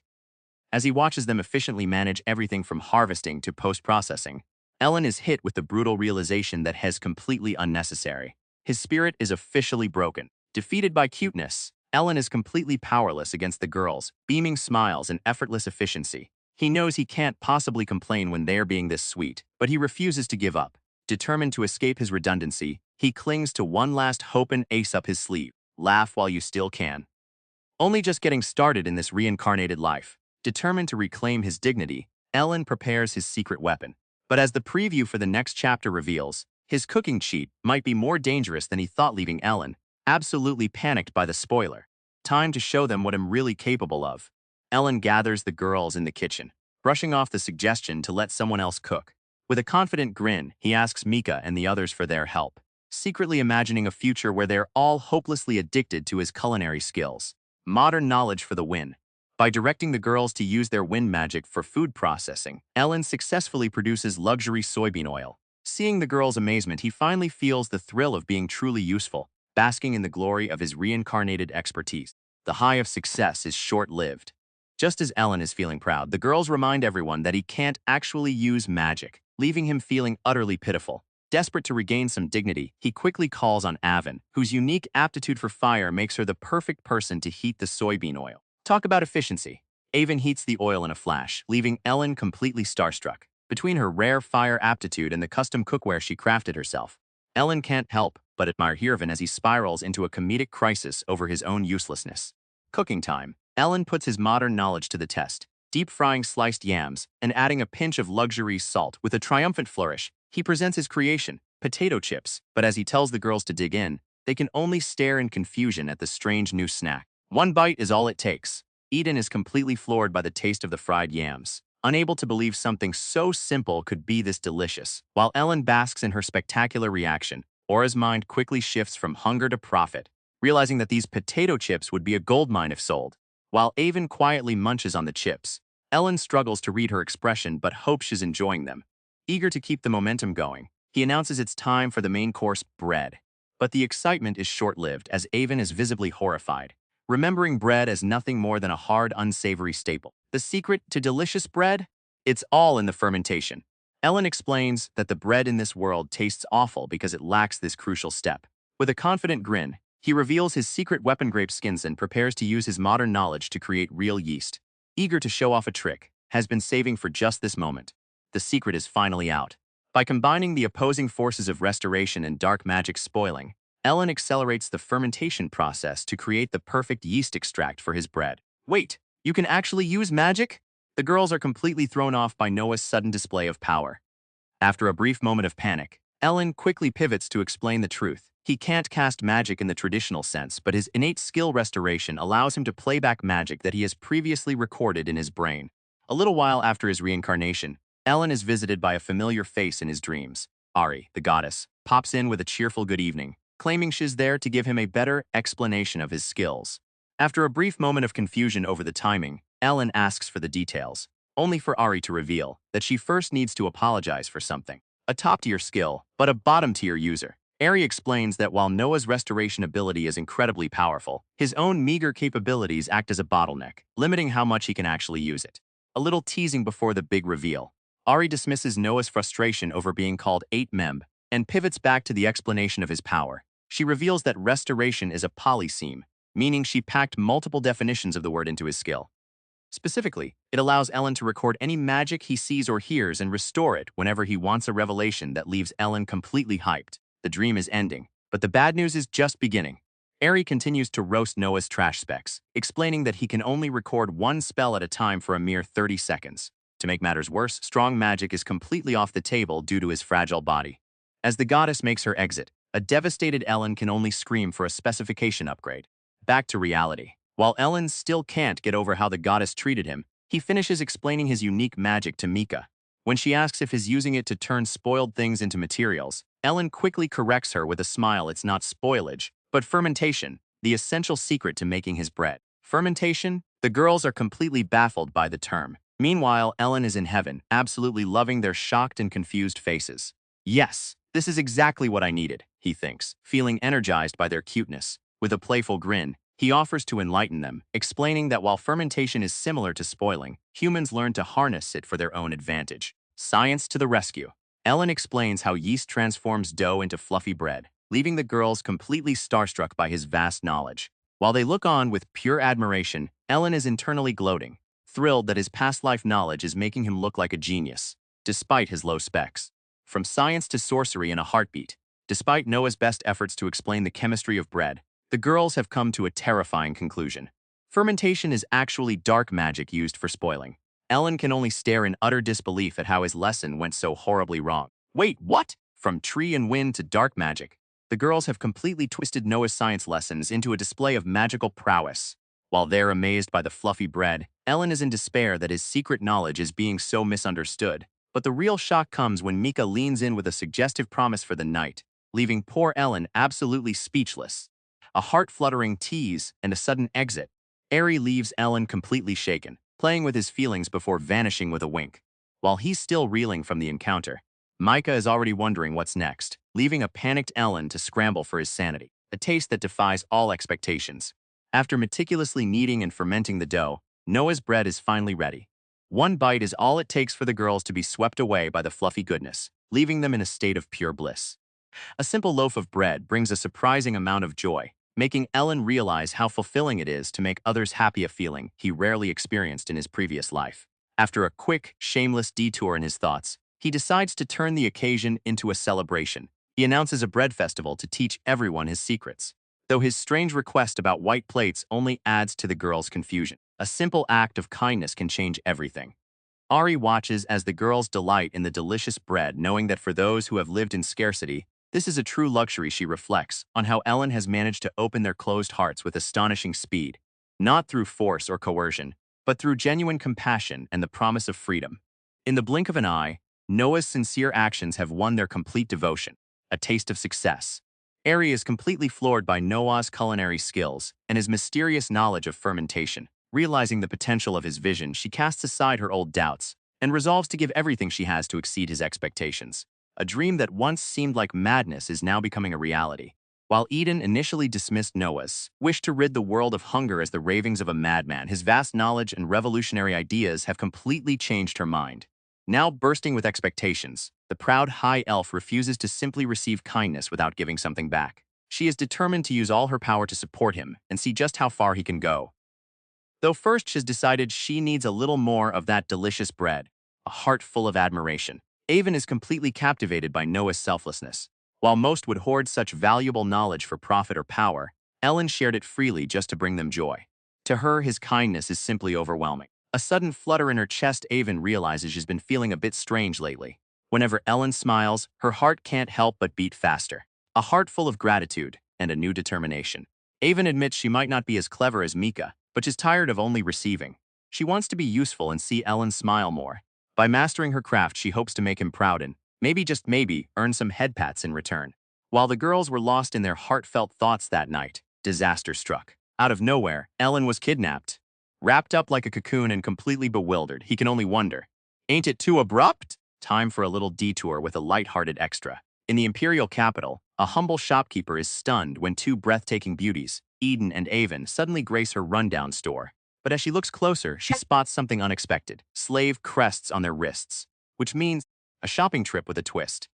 Ellen arrives at a boutique, completely clueless about fashion, but eager to find the perfect clothes for his companions. The shopkeeper is floored not just by the girl's breathtaking beauty, but by the fact that such a young man owns them. To match their radiance, she brings out the most opulent luxury dresses in the shop, turning Mika and Avon into living jewels. Luxury is great, but practicality is key. While the foreign dresses were stunning, Ellen realizes they are far too expensive and impractical for daily wear. He asks for something more down to earth, leading the shopkeeper to suggest the trendy city girl style. With swaying aprons and fluffy skirts, the girls look absolutely adorable and, more importantly, can actually move. Just as Hez about to pay, Ellen has a sudden realization. Instead of spending a fortune, he pulls out some bargain secondhand clothes and uses his restoration magic to make them look brand new. The girls are impressed, but the shopkeeper is completely bewildered. Did she really have such high-quality items in her bargain bin? Or is this boy something more? Shopping spree success. Ellen walks away happy, clutching his coupons and discounts after a very productive trip. Back at the store, Adam is completely floored, convinced that Ellen possesses a legendary eye for value. She's already planning how to build a connection with this prodigy who she believes will revolutionize the Merchants Guild. While her intuition about his career path is a bit off, the narrator hints that the shopkeeper's luck is about to improve even more when Ellen returns to buy 50 slaves. A glimpse into Noah's peaceful daily life. Using dark magic, he creates delicious fermented bread that brings pure joy to the girls and a little bonus view for him. The day continues with laughter and games, where Ellen happily loses every match just to see them smile. Tucked into bed, he dreams of more joyful tomorrows. But a sudden twist is about to change everything. The peace of the night is suddenly broken. Woken by a mysterious rustle in his room, Noah's mind immediately races to a scandalous conclusion. Could his magic bread have finally paid off? Panicked yet excited, he wonders if he's about to receive a legendary night visit, even as he admits he's not mentally prepared for the excitement. Who could it be? Mika, Eden, or maybe the silent Avon? Noah's mind races with seductive fantasies, and he steels himself to finally give up his virginity. But as the rustling sound gets closer, the romantic dream turns into a confusing reality. He tries to move, only to realize he's been completely bound in ropes. Now, he's desperately wishing for a more vanilla first time. From romantic dreams to a sticky nightmare. Ellen wakes up in a panic, only to find himself completely immobilized by mysterious shimmering threads. As he struggles, a playful girl leans in, shushing him with a mischievous smile. Terrified and confused, Ellen realizes the truth. This beautiful girl is a spider. While he panics about his fate, she reassures him with a giggle that she has no intention of eating him, at least, not yet. No time for chatting. With a playful giggle, the spiderkin girl whisks a terrified Ellen away, leaving a trail of destruction in her wake. Kidnapped and bound, but not without some unexpected perks. Hold still, Rhea chirps, clutching Ellen tightly as she leaps through the wreckage. However, the close contact leaves Ellen in a state of total shock. He's just been hit by a sudden Nobra attack, a sudden confrontation. Rhea is cornered by 3 of Noah's companions, who waste no time demanding his release. But with Ellen held tight in her grasp, Rhea playfully taunts them, daring them to attack while he's in the line of fire. A dangerous game of cat and mouse. Rhea acknowledges the strength of the ancient elf, high elf, and elder dwarf standing before her, admitting she'd stand little chance if they went all out. But with a playful sorry, she prepares to turn the tide of the standoff, too fast to react. In a flash, Rhea makes her move, leaving the 3 girls completely blindsided by her sudden burst of speed. Gone in a flash. With a playful wink, Rhea makes her move, declaring the night forest her home turf as she vanishes into the trees. While the girls scream for her to stop, Ellen is left completely bewildered, wondering if this kidnapping is just a little too easy. Wait, this is too easy. Ellen can't help but wonder if his companions just gave up on him after a token effort. But as he's whisked away, the initial shock fades into a different kind of realization, the overwhelming softness of his captor. While Rhea focuses on her escape, Ellen is floating in a state of pure fluffy bliss. Destination reached. Rhea drops Ellen off, leaving him bound and helpless in a cave. Despite his desperate attempts to struggle and hop his way to freedom, the silk holds firm. As he realizes he's dealing with an Arachneith, legendary masters of weaving, and can't help but wonder, is he in serious danger? The motive is finally revealed. Rhea admits she brought Ellen along because she desperately needs his healing skills, leaving Ellen to lament that his abilities always make him a target. But the surprise doesn't end there. Rhea calls out to a companion, and Ellen is shocked to see Neck appear, who seems completely appalled that Rhea actually went through with an abduction. A bit of sibling friction. Elia is clearly exasperated by Rhea's antics, and she quickly tries to make amends by asking Ellen to forgive her stupid older sister. A pair of beauties and sisters to boot? Ellen can't help but admire the contrasting charms of the sadistic Rhea and the determined Elia, however. His distraction is short-lived as he spots the Pashenta girl with horrific injuries, including missing and a bleeding eye. As the sisters continue their chaotic bickering, Ellen realizes the gravity of the task ahead of him. A request with a side of terror. Rhea leans in close, asking Ellen if Hell heal her sister. While Ellen is tempted by her beauty, is absolutely terrified by her Yandere energy. He knows the healing is easy, but he worries if Hell even survived the encounter once the job is done. Ultimately, he gives in and agrees to help, playing it safe. Out of sheer terror, Ellen finds himself being unexpectedly polite, as Hai asks Rhea for permission to speak. Amused by his formality, Rhea tells him, there's no need for such respect. With the tension slightly eased, Ellen gets straight to the point. Healing the injuries won't be a problem at all. From polite to protective in a heartbeat.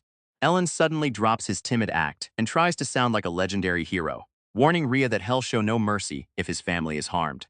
While Elia is taken aback by the mention of family, Rhea isn't intimidated at all. Instead, she treats his sudden outburst like a comedy show, laughing at his attempt to be a cool protagonist while he's still tied up on the ground.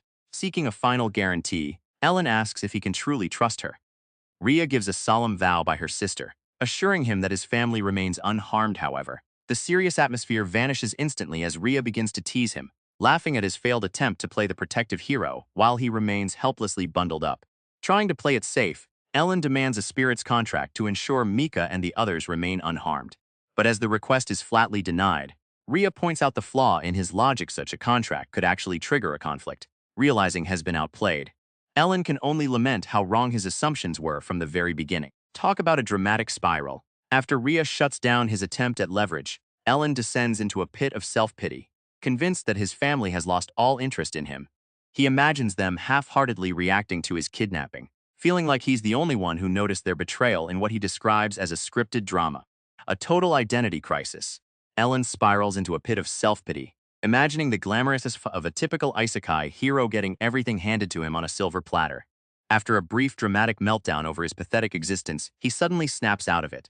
With a renewed sense of pride, he decides he won't back down, insisting that Rhea accept his conditions no matter what. Drawing a parallel to Rhea's own bonds, Ellen finally finds his resolve. He makes it clear that his family comes first, and until he has a guarantee of their safety, the healing he offers is completely off the table. While Ellen is away, the focus shifts to a distraught Mika. She laments her failure to protect him, knowing that his lack of offensive magic makes him vulnerable. As the girls quickly organize a rescue and call for the elves' help, Mika recalls a terrifying detail. The crest on the Arachne's leg identifies her as a high-ranking commander of the Demon Lord of Lust. The gravity of the situation looms large as the group reflects on the terrifying power of the 7 Demon Lords. While the Arachne's ability to navigate the dark forest makes a rescue seem impossible, Lyra reveals a hidden advantage. By successfully planting a leech seed on Ellen during the kidnapping, she has provided the group with a vital lead to bring him back. A glimmer of hope. Using the leech seed, Lyra is able to track Noah's location and listen to what's happening. But as they tune in, they're baffled to hear Ellen speaking with unexpected politeness. Is he actually cooperating? Or is this just a clever ploy to buy time? Who knew Ellen had such a cool side? Dropping his polite act, he delivers a chilling warning to his captor. If any harm comes to his family, he will show absolutely no mercy. Back at the rescue party, the girls are left breathless and blushing, completely smitten by the unexpected intensity of the man they're trying to save. Hearing Noah's fierce determination to protect them, Mika can't help but call him stupid through her tears, deeply touched by how he always puts their safety above his own. With the objective clear, Lyra wastes no time in organizing the group, ordering the dwarves to secure the village, while she leads the elves and Avon on a mission to bring him home. Determined to save their master, Lyra, Mika, and Avon charge forward with unwavering resolve to bring Ellen home. But as is carried away by Rhea, Ellen can't help but wonder, will they actually manage to save him? Wrapped up like a silkworm, Ellen finds himself in a pretty uncool spot. Just as Rhea is about to lay down her conditions, a sudden commotion breaks the silence. What's happening? Wait, what's happening? Ellen is completely blindsided when Rhea reveals she can separate her form, leaving him utterly flustered, as she makes a daring offer promising him whatever he desires if he can heal. Ellen desperately tries to hold on to his sanity. He might have a thing for monster girls, but this is a level of temptation he wasn't prepared for. Game over for Noah's willpower. Rhea's bold offer to use her own body as a reward completely shatters his mental defenses. While he knows he should be focusing on the safety of Mika and the others, the temptation of a beautiful woman is proving too much to resist, leaving him in a precarious internal struggle. Desperate to regain his composure, Ellen tries to clear his mind by remembering his sister, Yuna, from his past life. But instead of a moral anchor, he's reminded of her scolding him for visiting naughty shops and her surprising offer to take his money or even do it for him. Even in his own memories, Ellen finds himself struggling with the same temptations, recalling how he once almost lost sight of what was truly important to temporary lust. Finally regaining some composure, Ellen tries to organize his thoughts and set his priorities. While he considers his own safety and the well-being of his friends, Rhea's help proves to be a major distraction. As she stuffs grass up his nose to stop the bleeding, Ellen finds himself struggling to maintain his focus amidst the sheer grossness of the situation. Wait, what's happening? Just as Ellen begins to process the situation, Rhea gives a playful apology and decides her eggs with a cheerful smile. She announces she's going to support Ratchan. Leaving a cocooned and bewildered Ellen completely censored panicking, he screams for her to wait. realizing he's been left behind in the most embarrassing way possible. Wait, what's happening now? Just as Ellen is left to fend for himself, a blinding light erupts, manifesting a massive magical barrier known as the four-sided sacred trees right around him. Talk about a surprise! Ellen can hardly believe his eyes as he finds himself staring up at the goddess Ari and another mysterious girl, completely stunned by their sudden appearance. A divine encounter begins. With a calm and mysterious air, Ari apologizes to Ellen for keeping him waiting, leaving him completely overwhelmed by their sudden presence. Is this even real?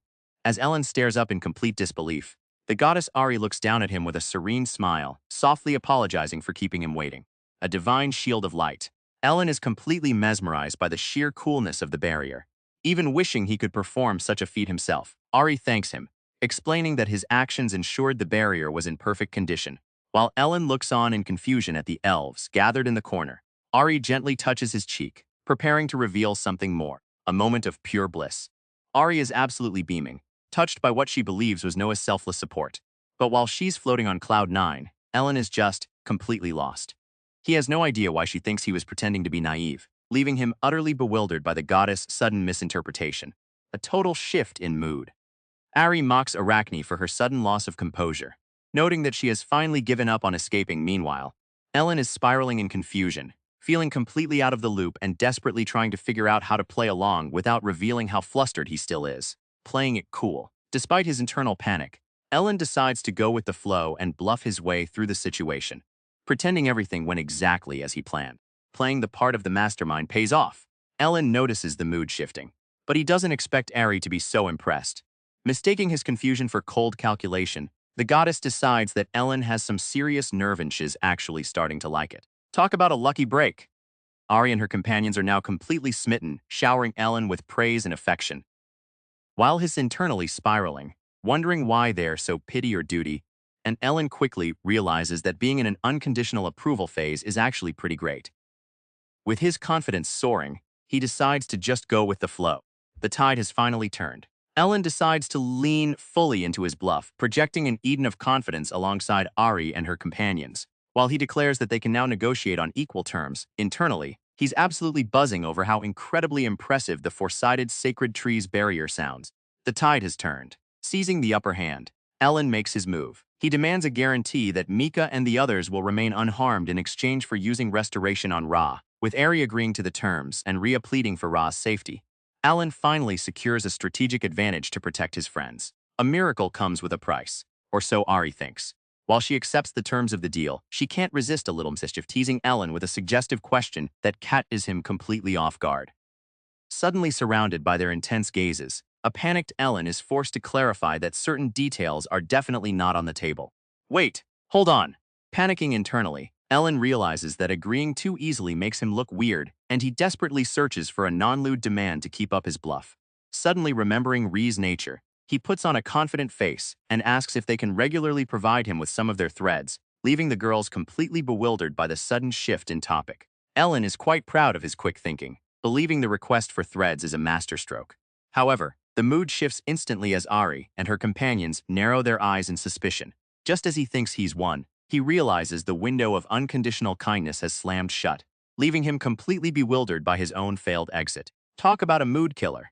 Just as things were getting intense, Ari completely ignores the tension and starts munching on some noodles, leaving Ellen absolutely stunned. Let's look back. Ellen thought he was playing a clever game of strategy, but his request for threads turned the mood sour instantly. Now he's completely overwhelmed and left wondering, did I actually do something wrong? A little side story for Sylphie. While she tries to be understanding of Noah's nature as a man, she can't help but feel completely outraged. How could he be interested in the Arachne sisters when he has the embodiment of beauty right here? Poor Sylphie is having a total meltdown over a simple request for materials. A simple request, a total disaster. While Ellen asks for a regular supply of threads with a bright, innocent smile, Sylphie is far from convinced. To her, this nonsensical demand is proof of his interest in others, leaving the ancient elf absolutely fuming with frustration. A little bit of admiration, a whole lot of jealousy. Avon recognizes Noah's brilliance and courage, but his sudden interest in the Arachne sisters' threads leaves her feeling completely overlooked. Is she not charming enough? The thought is simply incredibly annoying. Now its aura's turned to spiral, completely thrown off by Noah's request. Eden views it as a daring romantic gamble, convinced Hez playing a dangerous game right in front of the other girls. However, looking at Noah's innocent expression, she begins to wonder if he's actually just totally clueless about the chaos he's causing. Poor Ellen is completely lost, having no idea why everyone is reacting so strangely to his simple request. Meanwhile, the Arachne sisters are just as misguided, with one teasing the other about Noah's surprising passion, leaving Ellen absolutely stunned by the bizarre atmosphere. "Someone, please tell me what's going on," Ellen cries out in desperation, only to be met with a revelation that leaves him speechless. For the Arachne, asking for thread is actually considered a marriage proposal. Completely blindsided by this cultural gap, Ellen can only scream in absolute shock. Talk about a total disaster. Mika is absolutely livid, convinced that Ellen had the nerve to propose to the very people who kidnapped him, but the punchline. The Arachne sisters actually turn him down, suggesting they just be friends instead. Now rejected and surrounded by angry allies, Ellen is in a state of total collapse, wishing for a time machine to erase this entire nightmare. Fast forward a few weeks. Rhea returns with a bright smile to deliver more thread to Noah. Her injuries are completely healed, but it seems she has lost her magic eye ability in the process. Caught in the act. While Rhea teases Ellen about his low specs, the truth is revealed. A spider spy recorded him using restoration on the hill belonging to Neck and Rhea. This discovery led Neck to act on his own for the sake of his cute little sister. Despite the chaos it caused, Ellen is genuinely moved by the beautiful bond between the siblings. A surprising alliance is born. Now that they've reconciled, Ellen and Rhea have entered a spirit contract based on mutual trade. The terms are clear. The Arachne sisters will refrain from using force, and in exchange for the restoration of his health, Ellen will receive top-quality threads and provide food for the spider monsters. Ellen is quite pleased with the arrangement, thinking that maintaining this relationship and getting to see the lovely rise a definite win, provided Sylphie allows it. A little kindness goes a long way. After finishing his deliveries, Ellen provides a new treat-free skewers for the spider monsters. Rhea happily shares the food with the little ones, creating a heartwarming scene that proves their new bond is truly flourishing. What a heartwarming sight. The trade agreement has created an unexpected bridge between the elves, dwarves, and spider monsters. Ellen is delighted by this harmony, but the tranquility is suddenly interrupted by a sharp crack and a mysterious question. The peaceful mood vanishes instantly as Rhea looms over Ellen with a serious expression. "Boss." "It's about Sylphie," she says, leaving Ellen sweating in nervousness. Rhea quickly apologizes, admitting that she and Neck completely misunderstood his intentions. Noah, ever the gentle soul, tells her not to worry, finally putting the chaotic proposal misunderstanding to rest. Ellen desperately tries to explain that he only wanted to share threads, not propose marriage. While Rhea accepts the explanation, Sylphie is less than thrilled. To vent her frustration, she dives headfirst into her business, optimizing farming efficiency to create Japa potato chip snack that starts bringing in wealth once again. Ambition fueled by love. Sylphie reveals her plan to go independent from the Merchant Guild, leaving Ellen completely bewildered. However, as she confesses her fear of losing the right to be by his side, Ellen remembers the truth. He overheard her drive for success is actually a desperate attempt to remain worthy of him. A total misunderstanding. Ellen completely spirals, convincing himself that has nothing but a deadbeat. He's now terrified that Sylphie is only working so hard to earn enough money to dump him as soon as possible. While he's panicking about how to make her like him again, Sylphie simply tries to get his attention. From panic to pure confidence, Ellen has suddenly devised a perfect plan and a new prototype item to ensure Sylphie stays happy. While he's convinced he's found a win-win solution for everyone, his over-the-top enthusiasm has Rhea and Mika wondering if his always this intense. A change in perspective. Neck finds Alan to be quite the intriguing boy. While he might not be a threat in combat, she realizes his sharp mind is something she should actually keep an eye on. She briefly considers withdrawing their deal as compensation for his quirks, but quickly decides, just kidding. A human who breaks all barriers. Neck observes the deep devotion Ellen inspires in everyone, including Rhea. Seeing how effortlessly he wins them over, she can't help but wonder, is this all just a coincidence, or is it all part of a master plan? A playful response to a sharp observation. "Oh, I'm just the same as usual." Cubichan she teases with a smirk. "Don't say such cold things. Now please tell me what happened." An intriguing discovery leads to a daring suggestion. A mysterious woman reveals she has found a man of interest and asks about a certain vacancy which Cubichan confirms is none other than the position of the Demon Lord. A charming man, huh? Now I'm really curious. Come on, spill the details. Cubichan is practically buzzing with excitement as she demands the gossip. Neck reveals the key detail. That's it? He's a human, you know. The revelation catches Cubichan off guard, but it only fuels her curiosity. A human? I haven't had an intercourse with a human man yet. A seductive revelation. It turns out Cubichan is actually the demon lord of lust. Intrigued by the human man, She wonders if Hel be able to satisfy her, deciding to personally confirm if Hes truly worthy, a mysterious allure. As Mika looks upon Noah, her sole master, she finds herself captivated by his unpredictable nature. Though it has been some time since he bought her, he remains an enigma man of unknown depth who continues to surprise her in every way. To Mika, Ellen often comes across as a sleazy third-rate man, practically the enemy of all women. But then, Hel something like this. Get completely swept up in the excitement of balancing a few pieces, bragging about his skills with pure childish joy. It's in these moments that his charm slips through, stirring up a maternal instinct in her that she can't quite ignore. A master who defies every expectation. Despite his quirks, that none of the slaves truly dislike Noah. While the world expects a master to exploit his servants, Ellen does the opposite, granting them freedom and sharing his wisdom. To Mika, he is far more than just a master. He is a man of unexpected depth and generosity. A master who actually wants to lose. Ellen uses simple games as a clever way to transfer freedom back to his slaves, encouraging them to speak and act without fear. Mika sees right through his obvious self-sabotage, wondering if Ez doing it on purpose, or if Ez simply holding back still. She recognizes that by testing their autonomy, he is giving them something priceless, and she's made sure the others know they should be grateful for it. A heart full of gratitude. Mika is deeply moved to realize that Ellen doesn't just grant them freedom, but trusts them with real responsibility, even entrusting her with the village funds. Just as she's basking in this happiness, Ellen interrupts her with an even more generous proposal, increasing the slaves' payments fivefold.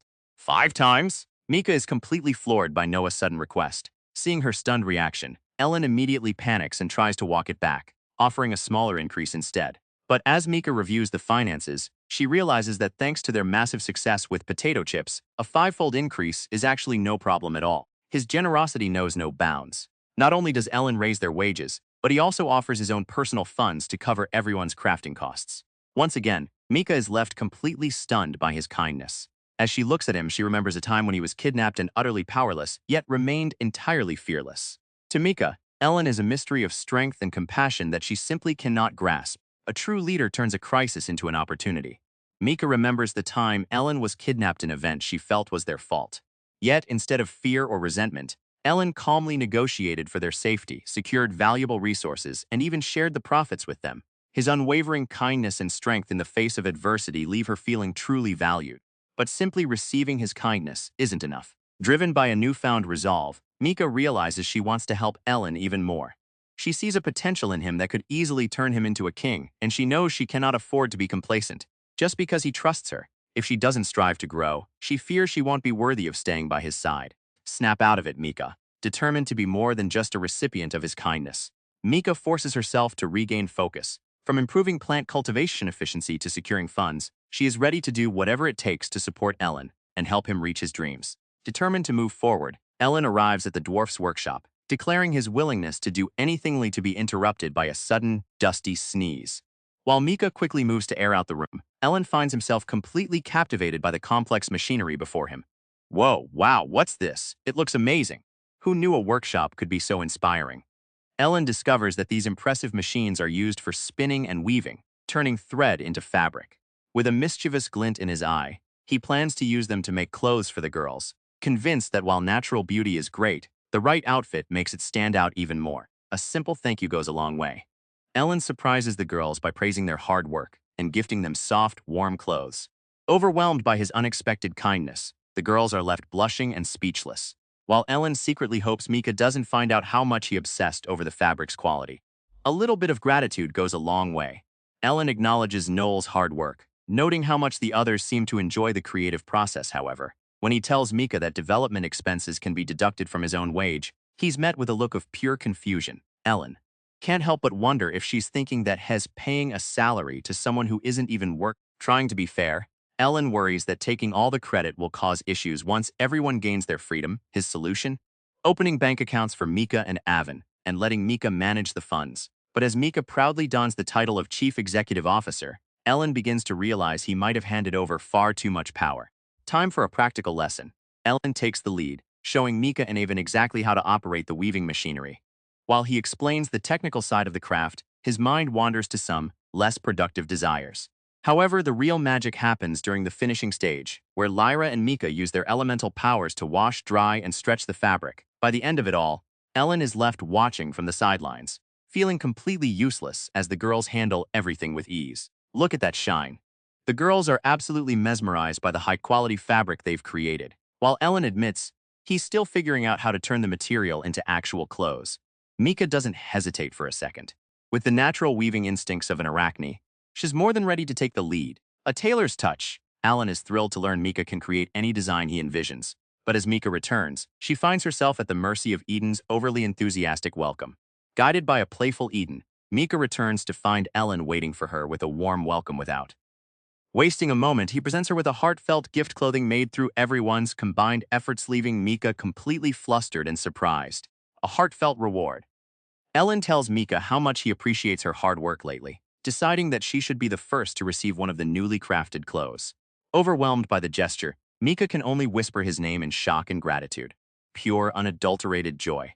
Mika is absolutely floating after Ellen recognizes her hard work with a thoughtful gift. She's so touched she can barely contain herself, while a blushing Ellen can't wait to see her wearing the new outfit right now, a heart fluttering with joy.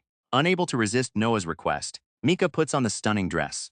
With her heart pounding in her chest, she happily gives in to the overwhelming feeling of being cherished. A stunning transformation. Mika is completely captivated by the unparalleled texture of the dress, imagining the impact such fabric would have if it's spread throughout the capital. When Ellen compliments her, explaining that he chose a china dress specifically because it would suit her, Mika is deeply touched, however. The romantic atmosphere quickly shifts as she notices Ellen staring a bit too intently at her legs, leaving her flustered and questioning his gaze. A deep blush creeps across Mika's face as she feels Noah's intense gaze lingering on her legs. While she shyly asks if he really likes them that much, she can't help but feel a thrill, thinking she should dress more revealingly for him more often. But just as the romantic tension peaks, the door bursts open with a cheerful "sorry for intruding" from Eden. A sudden visitor breaks the tension. Kuba-chan arrives with a cheerful greeting, but her intent is clear. She wants a private word with Mika. While Ellen readily agrees, he doesn't escape Nek's sharp discipline for his wandering eyes, all while the other girls admire Mika's stunning new look. Mika in a china dress. What a terrifyingly destructive power. Ellen is completely dazed, his original plan to simply be kind to his slaves, forgotten in the face of such beauty. He recalls the embarrassing moment he passionately detailed his requests to Sora too, insisting on a tight fit and a deep leg slit to create the perfect silhouette. A secret skill revealed. Nek admits she can measure a girl's size just by looking at her clothes, leaving Ellen completely flustered. But the embarrassment doesn't end there. It seems the other girls have already had a little chat about his specific tastes. Starting today, don't ever leave this monastery anymore. In a sudden turn of events, Ellen is now under house arrest. While he screams in absolute despair and confusion, Ari simply asks if he still has no idea why this is happening. Wait, let's rewind a bit. Just moments before Ellen was locked away, Nek paid a visit to Mika in her room. While Mika wonders what's on her mind, Nek tries to play it cool, insisting she just wants to get along. A sudden bombshell. Nek reveals a shocking possibility. Ellen might be recommended as a candidate for the Demon Lord. Mika's completely blindsided, struggling to process the news in Sora 2's mysterious connection to the Demon Lord of Lust. Bewildered by Sora 2's claim of wanting to get along, Mika demands a more specific explanation. Forget the Demon Lord for a moment. Nek suddenly pivots, leaning in close and eyeing Mika's outfit with a mischievous glint. This thing that you're wearing right now. I want it, she purrs, leaving a flustered Mika completely bewildered by the sudden change in mood. Nek is absolutely obsessed. She can't get enough of the dress's smoothness, praising the perfect blend of Noah's knowledge and the dwarf's craftsmanship. In a sudden turn of generosity, she offers Mika a Holy Spirit contract for her forest territory, even full ownership just to enjoy the dress together, leaving Mika completely blindsided by the scale of the offer. A deal too good to pass up? Next sweetens the pot by offering a comprehensive security system, using spider-type monsters with heat and vibration detection to keep a constant eye on Noah. Remembering the helplessness she felt when Ellen was taken away, Mika finds the idea of an indestructible system incredibly appealing, though she can't help but wonder if there's a hidden catch to such a generous arrangement. But there's a hidden danger lurking in the shadows. Nek warns Mika that the sage, the sword saint, and even the hero are keeping a close eye on the demon lords. With Ratchan's tendency to act recklessly, a head-on clash with such powerhouses could be devastating. This is the real reason for the deal. Nek wants to borrow Noah's unique power as a safeguard for the future, a touch of sincerity amidst the schemes. Mika realizes that despite Sora 2's questionable methods, her actions are driven by a genuine desire to protect those she cares about. Seeing that there is no malice involved, Mika agrees to talk to Ellen about the proposal. though she insists that the final decision rests entirely with him. With a hopeful smile, Neck leaves the matter in her hands. Safety first. Neck expresses her wish for Ellen to stop wandering recklessly, fearing that the Demon Lord's movements will incite adventurers in the capital. Mika agrees, realizing the danger is real. Together they decide to encourage Ellen to stay indoors, though they can't help but notice that a surveillance system combined with restricted movement is basically house arrest. Still, they hope Ellen will understand their protective intentions. A house arrest? Ellen is completely blindsided as he realizes his companions have collectively decided to confine him to the monastery for his own safety. While the girls agree that restricting his movement is the most reasonable decision, Ellen can only panic, wondering why everyone is suddenly so eager to lock him up, and who exactly is going to be granting him permission to leave. From jokes about perverted crimes to a sudden wardrobe upgrade, the mood is light until Mika drops a bombshell. She warns Ellen that someone might be targeting his life, leaving him to wonder in a total panic if his reputation as a pervert has finally caught up with him. A terrifying revelation. Ellen discovers that his secret restoration skill has caught the eye of the Demon Lord of Lust, all thanks to Neck's big mouth. Now he's spiraling into a total meltdown, cursing himself for forgetting to add a secrecy clause to the Holy Spirit contract. The dream of a peaceful life is crumbling. Ellen is spiraling into a total panic, realizing that while restoration is a cheat skill, his actual combat abilities are absolute trash. He's terrified that if Hes mistaken for a demon lord, he'll be effortlessly crushed by some reincarnated hero from another world. For Noah, the end of his lazy freeloading days is a huge no thank you. A reluctant truce? Ellen tries to soothe his anxiety, convincing himself that there's no reason for him to be an enemy of the demon lords. Kyubi-chan takes the opportunity to clarify that her position isn't purely about chaos, revealing that by managing a brothel, she actually ensures the safety of the girls and prevents sexual crimes. Who knew being a demon lord had such great benefits? After questioning his potential role, Ellen is told he's being recommended as the Demon Lord of Sloth. He's a bit underwhelmed to learn it's the weakest position among the 7 deadly sins. But the moment Kyubi-chan mentions a unique skill reward, Noah's mood flips instantly. The chance to stack another op ability on top of restoration is simply too good to pass up. Talk about a total letdown. Noah's dreams of gaining another op ability are instantly crushed when he learns the truth about the skill familiarization. While it boosts the abilities of Mika and the others, it does absolutely nothing for him, realizing he's destined to remain the weakest demon lord. Ellen is left in despair only for E to tease him that such a pathetic title suits him perfectly. A lazy life is the best life. After getting roasted by Kyubi-chan for being a total freeloader, Ellen decides he's had enough. Despite the prestige of the title, he flat out rejects the offer to become a demon lord, admitting that as long as he has food, sleep, and a bit of affection, he's completely satisfied. Wait, being a ruler actually sounds like a lot of work, from collecting taxes to managing dungeons. It's the complete opposite of the lazy life Ellen wants. But as Kyubi-chan teases him, Ellen can't help but admit that he does have a certain idea, even if it's just a delusional fantasy to avoid reality. A paradise of pure luxury. Ellen envisions a grand integrated resort complete with gracinos, theaters, and hot springs where he could simply oversee everyone's happiness as the general manager. However, the dream quickly fades as he realizes just how unrealistic such a plan actually is. A dream crushed by reality. Kyubi-chan doesn't hold back, reminding Ellen that he doesn't even have the guts to support 50 slaves, let alone run a massive resort. Flustered and desperate to escape his current situation, Ellen insists it was just a delusion to make his life more comfortable. But as he settles down, a realization hits him. If he actually became a demon lord, the burden of the work would fall entirely on Sylphie and the others, and he can't bring himself to drag them into his reckless ambitions. An ordinary life really is the best, isn't it? Kyubi-chan continues to tease Noah, calling him a freeloader who would be laughed at if he ever tried to rule a nation. Imagining his sister Mizuki-chan's likely reaction, Ellen agrees that the idea is completely absurd. Still, he decides to bring it up as a joke during dinner with Neck and the others, just to see how they react. A joke gone wrong. Ellen tries to play off his wild resort fantasy as a prank, but the girl's genuine interest turns his laughter into pure panic. Talk about a backfire. Noah's joke about building a massive resort has actually inspired the girls, with Mika leading the charge with an overwhelming amount of enthusiasm. Talk about a joke gone wrong.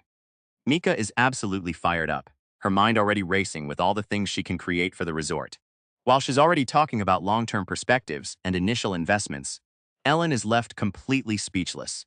He definitely didn't expect his little daydream to turn into a full-blown business meeting.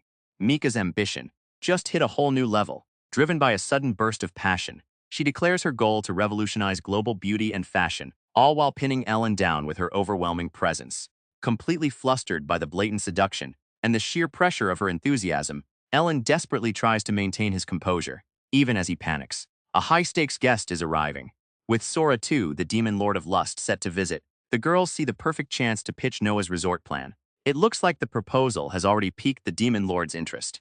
The planning begins with an explosion of energy, but as the girls crowd around him with intense passion, Ellen reaches his limit and completely zones out. He's passed out cold while standing, yet in his mind, he's simply enjoying this lucky moment of chaos. A new day dawns. Mika wakes up with a gentle smile, greeting her small armored companion, who had been faithfully keeping watch over her. With the resort project and her ambitions in mind, she quickly lists her priorities for the day, preparing new farmland for crops and fine-tuning her loom to bring her fashion visions to life. A precious gift and a noble goal. Mika carefully holds the clothes Ellen gave her, deciding to save them for after her work to keep them clean. Recalling how Ellen chose her first, she realizes just how much she wants to be close to him. As she goes about her tasks, she reflects on Noah's wish to free the slaves, understanding that his true goal is to achieve greatness through kindness rather than force, a bond that transcends ownership. Mika realizes that Noah's true goal isn't just to free the slaves, but to build a relationship of mutual support that lasts even after they are free. Having experienced the cruelty of the world, she finds no choice but to place her absolute trust in him. Watching her, Ellen is amazed by how quickly she saw through to his true intentions. Determined to stand out, Mika believes that those who produce the best results deserve the most rewards. To her, Ellen is more than just a master, he is her savior, and she wants to do everything in her power to make him happy, even when it comes to his little habits, like staring at her legs. Mika is more than happy to let him look. Life is looking pretty easy for Noah. Thanks to the incredible efficiency of his devoted followers, he's practically retired into the role of a window-side worker. But while he enjoys the peace, Mika is already one step ahead, planning the perfect garden to impress the demon lord of lust, a discovery that leads to a total meltdown. Ellen finds an old human encyclopedia of plants and gets hopeful about introducing some favorites from his past. However, the excitement quickly turns to despair when he realizes he can't read the local language, and worse, that rice is completely missing from this world. In a fit of dramatic grief, he decides to settle for growing sugarcane instead. Who knew being too efficient could be such a problem? With the dwarves' earth magic making farming a breeze, Ellen finds himself completely redundant in the fields. After a stern lecture from Mika to stop wasting time, he decides to pivot his efforts. Inspired by Noel's revolutionary automatic loom, Ellen declares a new mission, dedicating all his energy to the development of clothes and underwear, convinced that providing high-quality attire is the true responsibility of a master. Noah's passion for fashion is a bit too much. With an intensity that's almost frightening, he presents a full wardrobe design right down to the underwear, insisting that everyone else's clothes be made before his own. While Mika is a bit put off by his heavy breathing, she is deeply touched by his selflessness, declaring his attitude manly and rushing to bring his designs to life. And then, the results are finally here. Dressed in the stylish new outfits Ellen designed, Mika are absolutely glowing with happiness, a vision of pure bliss. Ellen is completely overwhelmed with joy as he sees Mika in the new outfit, declaring that paradise has finally been achieved, a gift for everyone. Mika is completely stunned by Noah's generosity. While he secretly winces at the hit to his wallet, Mika joins in the celebration, and Luca referring to herself as Ella pledges her heartfelt gratitude and loyalty to her kind village chief. The battle of wits begins. Ellen is absolutely determined to finally secure a victory against Luca, reflecting on how his gaming habits from his previous life have finally adapted to this world. He dramatically declares himself a former child prodigy, claiming he can now achieve checkmate even with a massive handicap. However, watching his intense overconfidence, Mika finds the whole situation completely hilarious. Victory is finally his, with Luca gracefully admitting defeat and awaiting his orders. Noah's mind immediately jumps to the most degenerate prize possible, seeing her panties. While Nari, Rin, and Nico are absolutely horrified by his sudden outburst, Ellen finds himself surprisingly struggling to actually voice the request out loud. A sudden entrance completely changes the mood. Ellen is instantly dazzled when Avon appears wearing one of his new outfits, praising her for how well it suits her. But the real surprise comes when Avon presents him with a handmade ear-cleaning tool she crafted from leftover materials, leaving Ellen absolutely thrilled to use it right away. Pure bliss. Ellen wastes no time in putting Avon's handmade gift to use, practically begging her to clean his ears. As he melts into the sensation, Avon can't help but tease the village chief for letting things build up for so long, though she does it with a sweet, caring smile, a moment of peace, or just a temporary distraction. As Avon gently cleans his ears, Ellen tries to settle his racing heart, reminiscing about his sister Mizuka-chan from his old world. He tells himself that there's no rush and that the fun can wait, but the moment he looks at Mika, his resolve completely crumbles. Honestly, he just really wants to see her panties. Ellen tries to play it cool, asking Mika for permission to harvest some sugarcane for a new dish. However, his mind immediately wanders back to his obsession, forcing him to quickly pivot and claim, as preparing a dessert to welcome the demon lord of lust. Despite his efforts to maintain composure, he can't help but notice how much Mika seems to enjoy wearing her new stockings. Business is booming. Ellen is absolutely thrilled to see his plans paying off, as Mika's Arelphi Trading Company has surged to become the #1 firm in the imperial capital, thanks to the massive popularity of her stockings. Not far behind is Eden's soybean-based cosmetics company, securing the second rank. To top it all off, a new venture into lingeries, Sisters thriving in the flower district. With everything going smoothly, Ellen couldn't be more satisfied. While everyone else seems to be growing stronger, Ellen feels like he's barely a water flea in comparison. But he's not letting that dampen his spirits, not when he's finally remembered the recipe for warba mochi. He recalls the glory days of his bread making, where his culinary skills and a little bit of wind, magical to the most beautiful sight of all. A glimpse of some lovely panties. Operation Panty Paradise is officially a go. Ellen kicks off his warabi mochi rampage with high spirits, though he quickly realizes that the heavy lifting requires magic something hell happily leave to others. Mika steps up, using her wind magic to efficiently crush sugarcane for sugar and process sweet potatoes the hard work. Ellen settles into his role as the enthusiastic commentator, cheering her on every step of the way. Cooking time. With the refined sugar and starch ready, Ellen takes the lead, mixing the ingredients into a sticky dough and spreading it out to cool. Meanwhile, Mika gets to work roasting and grinding soybeans into a fine powder, setting the stage for the final, delicious coating. The moment of truth has arrived. The warba mochi is finally ready, and Mika is absolutely charmed by its cute slime-like appearance. With a mix of anticipation and curiosity, Ellen takes his first bite to see if the taste lives up to the effort. A taste of pure bliss. Mika is absolutely head over heels for the sweet, chewy texture of the warba mochi, unable to stop herself from eating more. But as she raves about the bounce of the dessert, Noah's mind immediately wanders to a very different kind of bounces, specifically auras. While the girls are floating on cloud 9, completely enamored by the taste of the treats, Ellen is left reeling from the sheer perversion of his own thoughts. Pure, unadulterated bliss. Ellen is momentarily transported to a paradise of panties, feeling an overwhelming sense of gratitude for simply being alive. However, the fantasy is cut short when Eden tells him how delicious the waraba mochi was. Flustered and caught off guard, Ellen barely manages to respond before Eden shifts the conversation to the next outfit he's designing, leaving him utterly bewildered. A sudden flash of skin.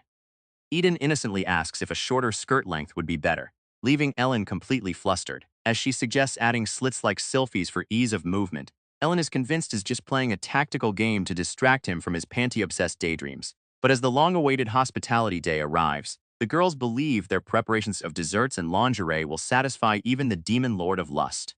Or so they thought. The big day is finally here, but the welcome is far from peaceful. Neck arrives to find a chaotic scene, leaving her completely bewildered by the noise. While Mika tries to greet her, her frantic apologies and questions about Noah's whereabouts suggest that things have already gone sideways. Panic strikes just as the festivities are meant to begin. Mika is in a state of total distress, frantically telling Neck that Ellen has completely vanished from the village and is nowhere to be found. Talk about bad luck. Despite being under house arrest, Ellen has managed to get kidnapped once again. While he struggles desperately against his bonds, Cuba-chan just laughs it off, treating his predicament like a recurring joke while she enjoys her sweets. Talk about bad luck. Gagged and completely out of the loop, Ellen can only scream internally as Cubich teases him for being so composed during his second kidnapping. Panic sets in as Ellen finds himself trapped in a pitch-black void, desperately calling for help.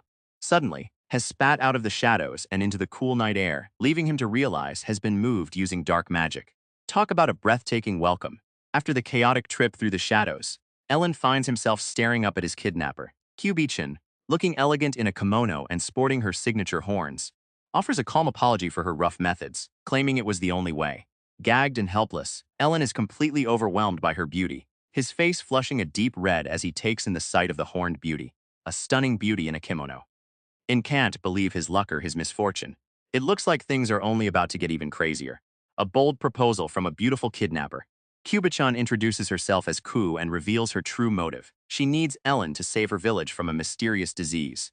But the real shock comes when she offers herself as payment, telling the gagged and speechless Ellen that he can do whatever he wants with her. Ellen is absolutely overwhelmed, his mind racing as he stares at her gorgeous legs in utter disbelief. Trying to keep his cool is harder than it looks. Ellen desperately tells himself to stay composed, refusing to fall for Kubichan's seductive charms. However, the tension is instantly shattered when Kubichan leans in and casually removes the gag from his mouth, admitting she didn't even notice it was there. Completely bewildered that he'd been gagged so effortlessly, Ellen is left wide-eyed to be relentlessly mocked by Ari, who finds his stunned face absolutely hilarious. From laughter to longing.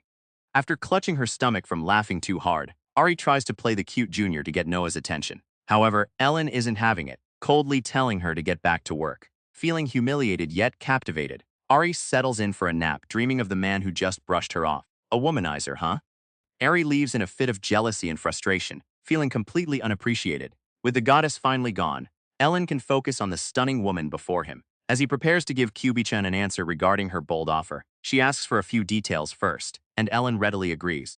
Wait, what are you talking about? Ellen shouts, completely thrown off by Kubichan's sudden mention of her measurements. She casually brushes it off, teasing him for staring at her legs, leaving Ellen a blushing mess. Trying to regain his composure, he quickly pivots to the matter at hand. First of all, where even is this place? Kubichan simply answers you're in Yamato Village, leaving Ellen puzzled as has never heard of such a place. A village where Oni live? Ellen is stunned to learn the true nature of his current location. But the shock only grows when Kubichan explains that even with full-speed shadow travel, they are 3 days and nights away from the monastery. 3 days? Ellen can't believe how far has been whisked away. 3 days? Ellen is absolutely floored to realize that time flows differently within the shadows. Panic sets in as he wonders if the demon Lord of Lust's visit is already over, fearing a fiery rampage.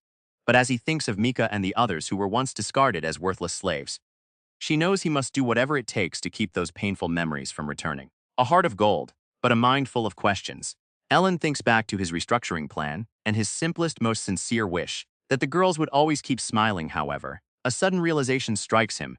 If Mika and Nek really had him under such intense surveillance complete with wind magic and heat detection, how was he kidnapped so effortlessly? Wait, was it all a lie? Confused by how easily he was taken, Ellen asks if kidnapping him was a breeze, but Kubichan quickly corrects him. She explains that the monastery's security from vibration-sensing spider threads to 20-hour magic was actually incredibly solid. Stunned and apologetic for doubting her, Ellen wonders how she possibly managed it, leading Kubichan to smugly reveal that the Oni are simply unmatched when it comes to the art of hiding. Kubichan doesn't hold back, teasing Ellen about his oblivious nature before turning serious. She reveals that Yamato Village is in a dire state, and to prove her sincerity, she's willing to enter a holy spirit contract, essentially risking her own life. Stunned by her desperation, Ellen begins to wonder if he truly has the power to save them. A new mission begins. Despite his lingering worries about the monastery, Ellen decides to trust Sylphie and the others, resolving to do everything he can to help in the present. After a brief, hopeful daydream about becoming the village's savior, and perhaps even finding a bride, he agrees to accompany Kubichan. As they set off for Yamato Village, they exchange names on a frostamel basis, marking the start of an unlikely partnership. Talk about a cold reception. Alan and Kubichan finally arrive at Yamato Village, but instead of gratitude, there he met with the Elder's absolute fury. Haunted by the history of how humans treated the Oni, the Elder views Noah's presence as a betrayal of their people. Even as Kubichan desperately argues that the village's sick children need immediate treatment, the Elder remains unmoved, disowning her on the spot and ordering Ellen to leave the village immediately. A sudden strike. Kubichan effortlessly knocks the Elder's drink away, with a precise knife hand strike. While Ellen is impressed by her speed, he's far more concerned about the disgusting leftover drink now splashing all over him. All while the Elder continues to dwell on the pain humans have caused them. From a simple visit to a plot for world domination, Kubichan lashes out at the Elder, calling the plan to wipe out all humans pure madness, and refusing to follow a leader who ignores the village he banished. She decides to take Ellen and leave immediately. However, Ellen is left completely bewildered, wondering if he's suddenly in an exile story and panicking over the sudden mention of a genocidal revenge plan. Just as they try to depart, a voice calls out, suggesting their exit won't be as easy as they hoped. Talk about a sudden change of heart. The Elder decides he can't let a traitor and a human just walk away, ordering his men to seize them immediately. As a hulking, Musclebound Oni appears. Noah's mind goes straight to the gutter, imagining some perverted torture for Kyubi-chan. Between his sheer panic and a stray comment about how the gorilla look actually suits her, the situation turns from dire to absurd in seconds. Talk about a plot twist. Before the muscle-bound guard can even lay a finger on them, Kyubi-chan lets out a strike so powerful it sends him flying straight through the floor. Ellen can only watch in utter disbelief as his fears are instantly wiped away by a whirlwind of violence. Who's the real monster here? After obliterating the guard, Kyubi-chan warns against touching women so casually and decides they've had enough of the elder's obsession with revenge. Ellen tries to bring up the sick villagers, but seeing Kyubi-chan's intensity, he can't help but feel that the elder's suspicion of outsiders might actually be warranted. A heavy heart and a confused mind. As they walk away, Ellen looks back at the village, realizing that the Onus hatred isn't just madness, but a result of a long history of human cruelty. He understands why they can't simply forgive. However, his solemn mood is interrupted by the sheer chaos of his companion. Hez completely baffled by how Kyuchin tries to solve every single problem with brute force. Between the tragedy of the village and Kyubichin's volatility, Ellen can barely keep up with how things are unfolding. Survival of the fittester at least. Survival of the most terrified. Ellen quickly decides that the safest place to be is right behind the strongest person in the room. Even the defeated guard is so awestruck by Kyubichin's power that he decides to leave everything behind, to follow her. As they depart, Kyubichin offers a brief apology for the carnage, but Ellen is too busy panicking internally, fearing that a single complaint might land him in the same crushed state as the musclehead gorillas.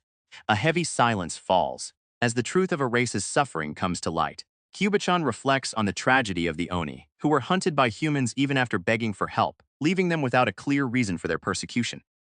Noah, feeling out of his depth, tries to brush it off with awkward, vague comments. However, Kyubichan notices something about him: polite lack of fear or hatred toward the Oni. Careful what you think when your companion can literally smell your intentions. Kyubichan reveals that her sense of smell is far superior to most Oni, allowing her to detect bloodlust and negative emotions. This sends Ellen into an immediate spiral of panic, terrified that Shell sends his internal comparison of her to a female gorilla. When she catches on to his nervousness and asks if Hez hiding something, Ellen desperately tries to play it off, arguing that it's only natural for any living being, human or Onado, have thoughts that aren't exactly praiseworthy. Trying to play it cool, Ellen suggests that for the sake of peace, it's best if they don't pry into each other's secrets. Kyuichan finds his approach peculiar, but she's genuinely intrigued. She notes that unlike most humans, Ellen doesn't reek of the usual hatred or fear, making him the first human of his kind she's ever encountered, a helping hand in a humble place. Kyubi-chan leads Ellen to the sick children of the village, but Ellen has a specific request. Instead of just jumping in with his powers, he wants to be introduced as a doctor first, a move that leaves the pragmatic Kyubi-chan completely baffled as to why he's bothering with the formality. A strategic little lie. To keep his true capabilities a secret, Ellen convinces Kyubi-chan that his healing power has a limit. While he can actually heal indefinitely without using mana, he decides to keep restoration as his trump card to ensure he makes it back to the monastery safely. A secret too powerful to be revealed. Recognizing that Noah's healing ability belongs to the realm of the gods, Kyubi-chan understands the danger of it becoming public knowledge. She solemnly promises to keep his secret, even suggesting they add it to their Holy Spirit contract. Grateful for her understanding, Ellen explains that Hell tried to treat the patients by addressing the root cause of their illnesses, ensuring a more lasting recovery without relying solely on his trump card. A heartfelt plea for atonement. Overwhelmed by guilt, Kyubi-chan tearfully begs Alan to save the sick children, seeing it as the only way to make up for kidnapping him. Noah, touched by her sincerity, agrees to the plan, though he can't help but worry about the danger if his restoration power were ever forced upon a criminal. With the agreement set, Kyubi-chan proudly announces Noah's arrival to the village as a doctor. A grim sight awaits. Ellen enters the room to find children lying helpless, their bodies ravaged by a mysterious ailment. As he observes the symptoms, numbness in the limbs and extreme fatigue, realizes the gravity of the situation, knowing that some have already died from heart failure. Something's not quite right. Ellen realizes the symptoms Hez seeing weren't mentioned in the plant encyclopedia he received from a Sylphie. He turns to Kyubi-chan to ask a specific question, and she warmly encourages him to ask anything, promising to be completely honest. Ellen decides to get straight to the point. A sudden shift in topic. Ellen asks Kyubi-chan if rice is the staple food of Oni, leaving her completely shocked that he even knows such a thing. But for Noah, this isn't just curiosity, it's a passion. He's absolutely thrilled to finally get his hands on some rice, regardless of the current situation. A sudden break in the action. We're reminded that Volume 3 is officially on sale. covering chapters 11 through 15. But be warned, with the new release, some of the free chapters are about to vanish, so it's time to grab the volume and keep up with the story. A little intellectual spark. Ellen recalls a famous quote stating that sufficiently advanced technology is indistinguishable from magic, leading him to wonder if the reverse is also true. As he looks over the village, he admits he hasn't fully grasped this world yet, but he's determined to use his brains to find a way forward. Trying to maintain his image as the brains of the story, Ellen claims that medicine has been rendered obsolete by recovery magic. However, Kyubi-chan isn't buying it, grabbing him by the collar and demanding to know how Rice relates to the illness. After being shaken down, a flustered Ellen admits he was just trying to sound cool and explains the real cause. The children are suffering from a lack of nutrition, specifically a deficiency in vitamins. A simple change in diet could be the key to saving the children. Ellen reveals that the illness is called kake and explains that switching to brown rice should show immediate results, leaving Kyubi-chan completely stunned. As he prepares to act, Ellen can't help but chuckle internally at how this mirrors the classic tropes of being reborn in another world. Determined to help, he decides to gather brown rice immediately, with a very on coming along for the ride, insisting a secret hidden in plain sight. Kyubi-chan leads Ellen to a closely guarded village secret regarding their rice, trusting him to keep the information private. As Ellen contemplates the science of rice milling and wonders how the village manages it without a thresher or mill, Kyubi-chan reveals the surprising answer: the power of Oni arts. Behold the secret of the Oni arts. Kyubi-chan manifests 6 arms in a powerful Ashura form, slashing with blinding speed. Ellen can only watch in utter disbelief, wondering if she is seriously polishing every single grain of rice with master-level swordsmanship. Whoa, it's actually polished. Ellen is completely floored by Kyubi-chan's incredible speed and martial arts skill. He can't help but wonder why the Oni are persecuted if they're all this capable. But that thought quickly leads to a terrifying realization when Kyubi-chan snaps at him. Panicking, Ellen immediately retracts his statement, realizing some questions are better left unasked. A moment of understanding. Kyubi-chan softens her stance, explaining that no matter how skilled a swordsman is, they are no match for a sniping spell. Ellen realizes that the Oni's own pride likely makes them vulnerable to such sneak attacks. Feeling regretful, Kyubi-chan sincerely apologizes for letting her killing intent show earlier. With the tension gone, Ellen quickly pivots back to the medical emergency, eagerly asking if they have garlic among the ingredients. A makeshift medicine is born. Ellen explains the process of mixing rice bran and garlic, despite Kyubi-chan's hesitation over the taste. With a plan to expand the fields and Kyubi-chan's farming experience to help, the path to recovery is clear. But first, a hungry Ellen gets to enjoy his meal. A taste test gone wrong. Ellen presents the remedy, but Rin is absolutely convinced it's poison, claiming she can't trust anything a human says. While Kyubi-chan tries to explain that the pungent smell is just garlic, Ellen desperately tries to persuade her that the bitter taste is simply a sign of good medicine. Rin isn't having any of it, violently pushing Ellen away in her suspicion. Seeing this, Kyubi-chan loses her patience and demands an immediate apology, completely ignoring Noah's pleas that Rin is just a sick patient, claiming it's a master's duty to correct a disciple's lack of manners. Kyubi-chan's discipline takes a sudden turn when she delivers a heavy fist straight to Noah's face. A quick apology from Kyubi-chan doesn't make the coming days any easier. Ellen and Kyubi-chan find themselves in a constant battle, struggling to force the stubborn patients, especially Rinto, drink the medicine. It's a period of endless disaster, but the demon's resilient bodies eventually win out, leading to a swift recovery for everyone. A month of peace, or so he thought. While Ellen basks in the blue skies and gets lost in some peculiar thoughts about underwear colors, Kyubi-chan is lurking nearby. She quickly spots the weakling and pounces with a laugh, pointing out that has completely exposed. Peace finally returns to the village, with the children fully recovered, and the village chiefs finally crawling back. With apologies, Ellen is just glad they could settle things without being hard-headed. Kyubi-chan might still harbor a grudge against humanity, but she'll never forget the debt she owes to Nothao. That doesn't stop her from teasing him for being totally lame. The price of a successful cure becoming a human punching bag. Ellen finds himself completely overwhelmed by the sheer energy of the recovered children, who now see him as a favorite target for their mischief. While he can't use his restoration magic openly to fight back, he can't help but feel a sense of accomplishment, seeing how much they've improved, especially Rin, who has finally let her guard down to tease him affectionately. Being the adult in the room doesn't always mean you're in charge. Ellen finds himself completely cornered as Kyubi-chan relentlessly teases him, calling him a perv over a simple nosebleed during sparring. Despite his desperate attempts to maintain some streak, He can't help his list each of his streak is just a universal phase Gersels for girls, even in how Hester finally settling back his life. As he reflects on how Hes finally settling into village life, he realizes that peace is a luxury he rarely gets to enjoy. Kubichan launches a bold and scandalous interrogation, relentlessly teasing Noah about whether he has already indulged in pervy things with her master. Caught completely off guard and utterly flustered, Ellen struggles to maintain his composure under her mischievous gaze. Not satisfied with his reaction, Kubichan doubles down, mocking his apparent lack of experience and provocatively offering to give him a special lesson of her own. Talk about a sudden escalation. Kubichan decides to push Noah's buttons even further, whispering a scandalous secret about a sensitive nape that leaves him absolutely horrified by her lewdness. A moment of longing turns into a daring desire.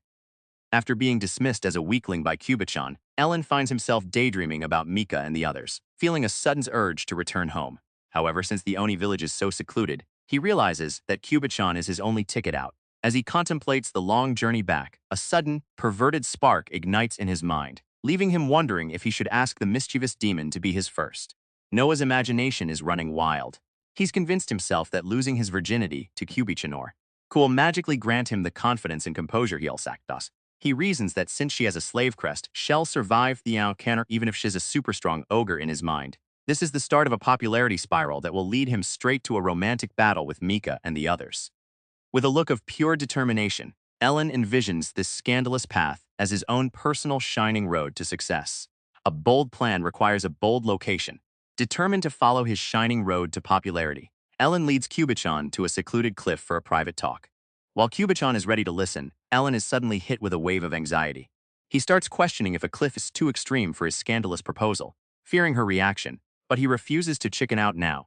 While Ellen is lost in his own head, the search for him is reaching a fever pitch. The story rewinds to Sylphie's perspective, where she reveals that despite expanding her wind resonance, there is no sign of Lord Ellen. Anywhere he vanished quietly from his room, leaving no struggle or magical residue behind.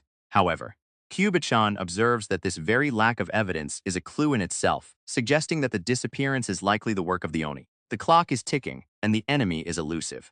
Mika knows the Oni are masters of stealth and subterfuge, making a blind search pointless. Despite Ra's impulsive energy, Mika remains focused, her frustration growing at the thought of the overly kind Ellen being in danger.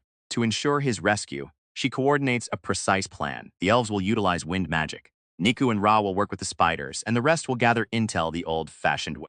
A month of searching, and still nothing.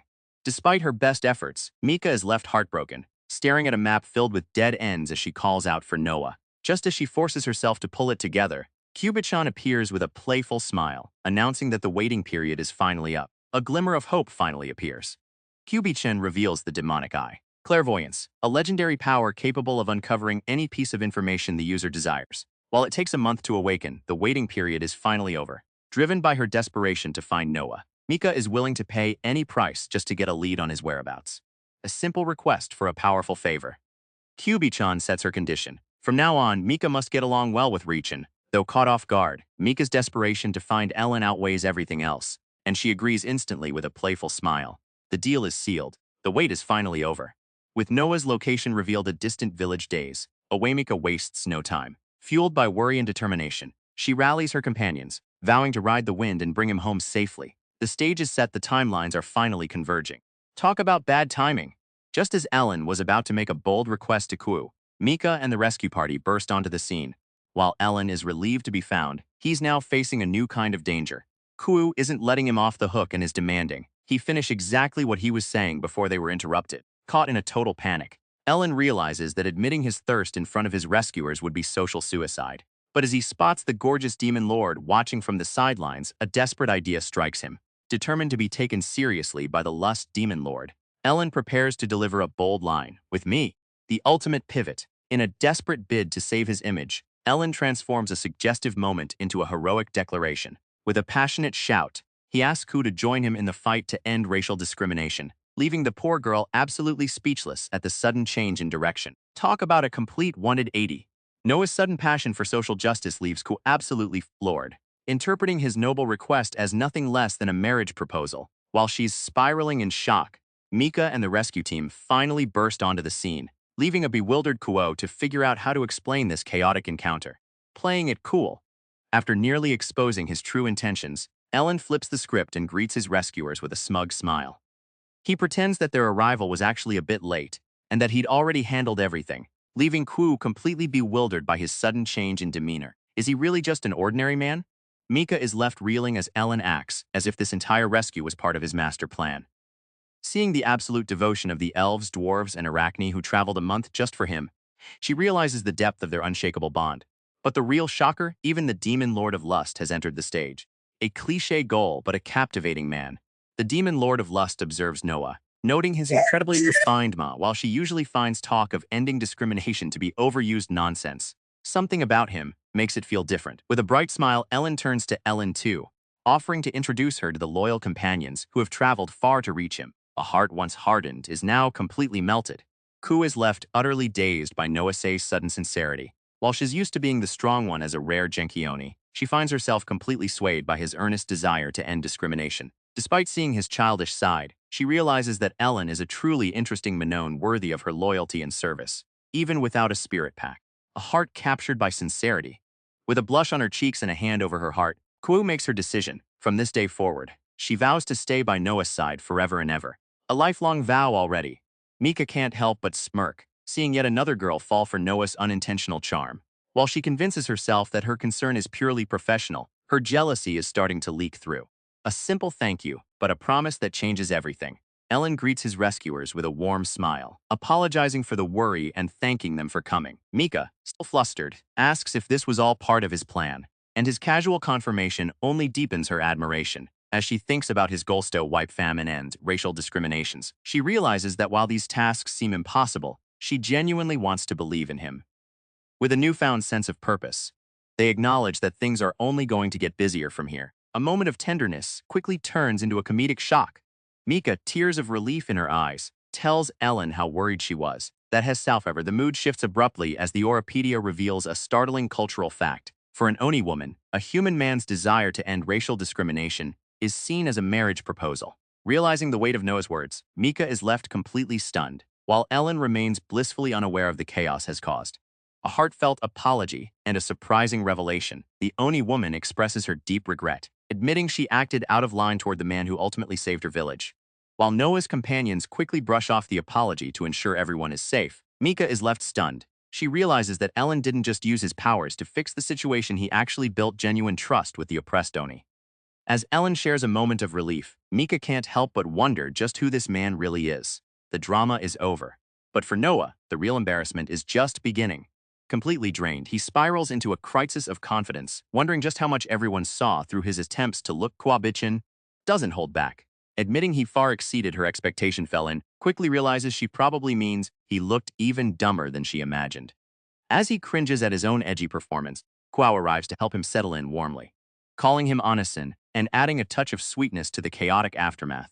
As they prepare to part ways, Kwao asks if Ellen is leaving. Ellen teases her, wondering if she's feeling lonely, which leaves her completely flustered as she tries to justify her curiosity, however. The mood shifts when Ellen asks her a surprising and life-changing question: would she be interested in studying abroad? A new bond is formed. With new allies joining the fold, Noah's makeshift family is becoming livelier than ever. Home sweet home, but with a few surprising guests. After a month, Ellen finally makes it back to the monastery, bringing Rin and a group of ogre children along with him. Rather than treating them as slaves, Ellen has brought them in as exchange students. The newcomers are absolutely floored, unable to wrap their heads around the massive farmlands and the shocking fact that slaves here get their own private houses. The homecoming isn't as sweet as he hoped. While Ellen is greeted with warm smiles and relief from Mika and the other girls, he can't shake the feeling that something is off. He realizes that between Mika's wind magic and next tracking abilities, his embarrassing attempts to act cool have likely been broadcast to the whole group. Utterly defeated, Ellen collapses at his desk, mourning the total crash of his reputation. Noah's return to the monastery is less of a Heros welcome and more of a roast session. Mika doesn't hold back, calling him a peach princess and teasing him for his perverted thoughts.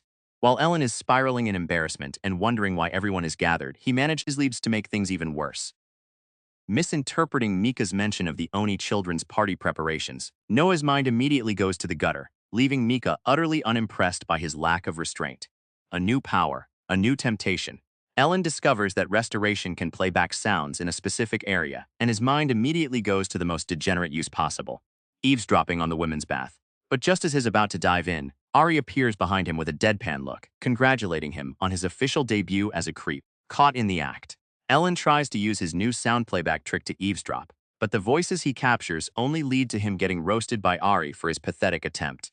A heartfelt resolve revealed. The playback shows Eden and the other girls sharing a moment of deep determination.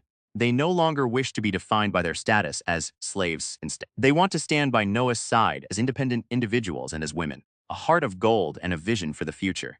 As the playback continues, Eden reflects on how Ellen saved the village and earned the trust of the Oni. Realizing his dreams go far beyond simple charity, he wants to erase racial discrimination entirely. Completely smitten, she is now certain that she's seen the makings of a true king in him, teasingly attributing his unintentional charm to a knack for stealing women's hearts. The sound of confident footsteps echoes through the hall. Led by Eden, the girls approach with a newfound resolve, their expressions mirroring the determination Ellen just overheard in their conversation. United by a single purpose, as they prepare to meet with Mika, the girls realize they are all in perfect sync. They reflect on how Noah's kindness brought them together, turning strangers into allies with a shared resolve. A shared resolve awakens. Mika acknowledges the girls' deep desire to stop being slaves, recognizing that they have all been captivated by Noah's natural brilliance. But she isn't the only one. Mika admits that she sees the potential of a true king within him.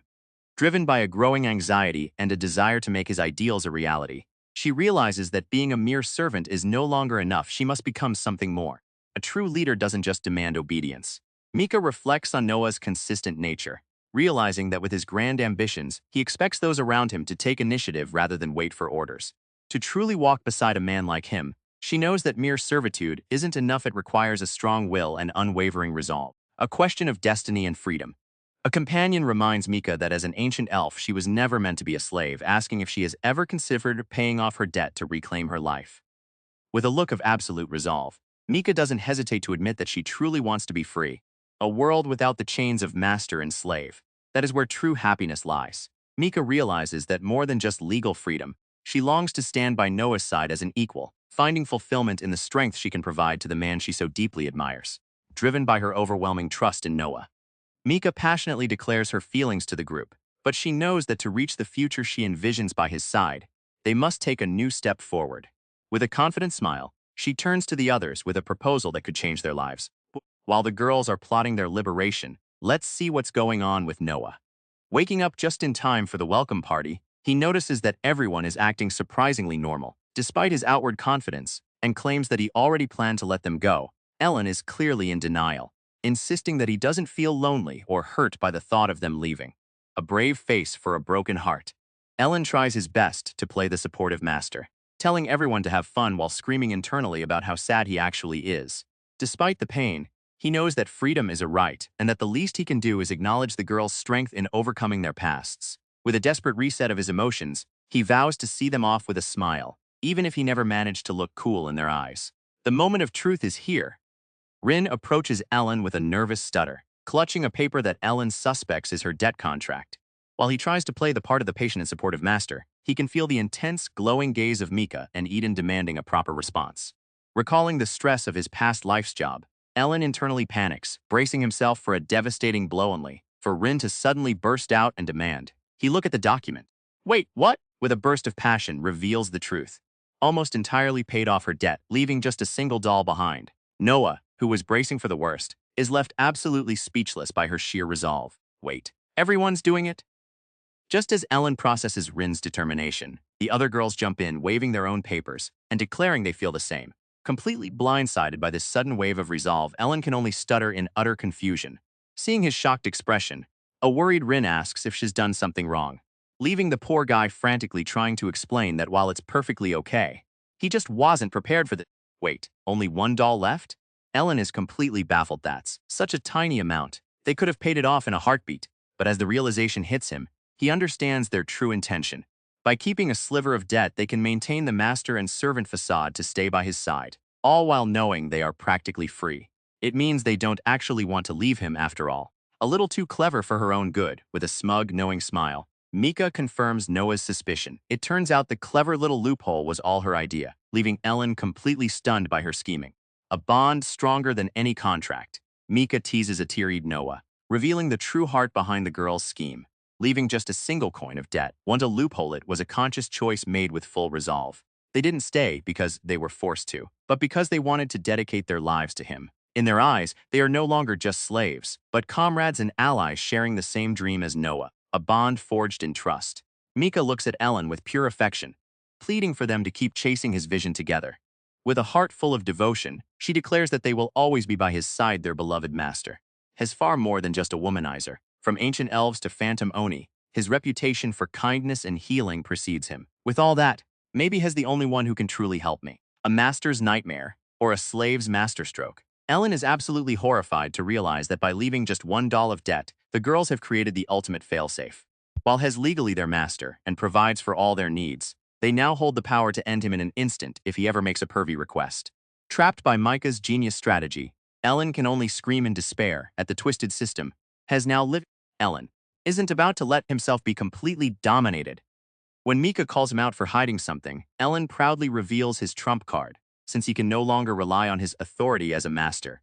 He's turned to a secret venture, confidential deal with the Oni at the monastery. By providing them with knowledge and technology, he's gained the right to cultivate rice, ensuring he has his own source of power and profit by paying the Oni for their labor. The reward for his secret plan? A chaotic celebration.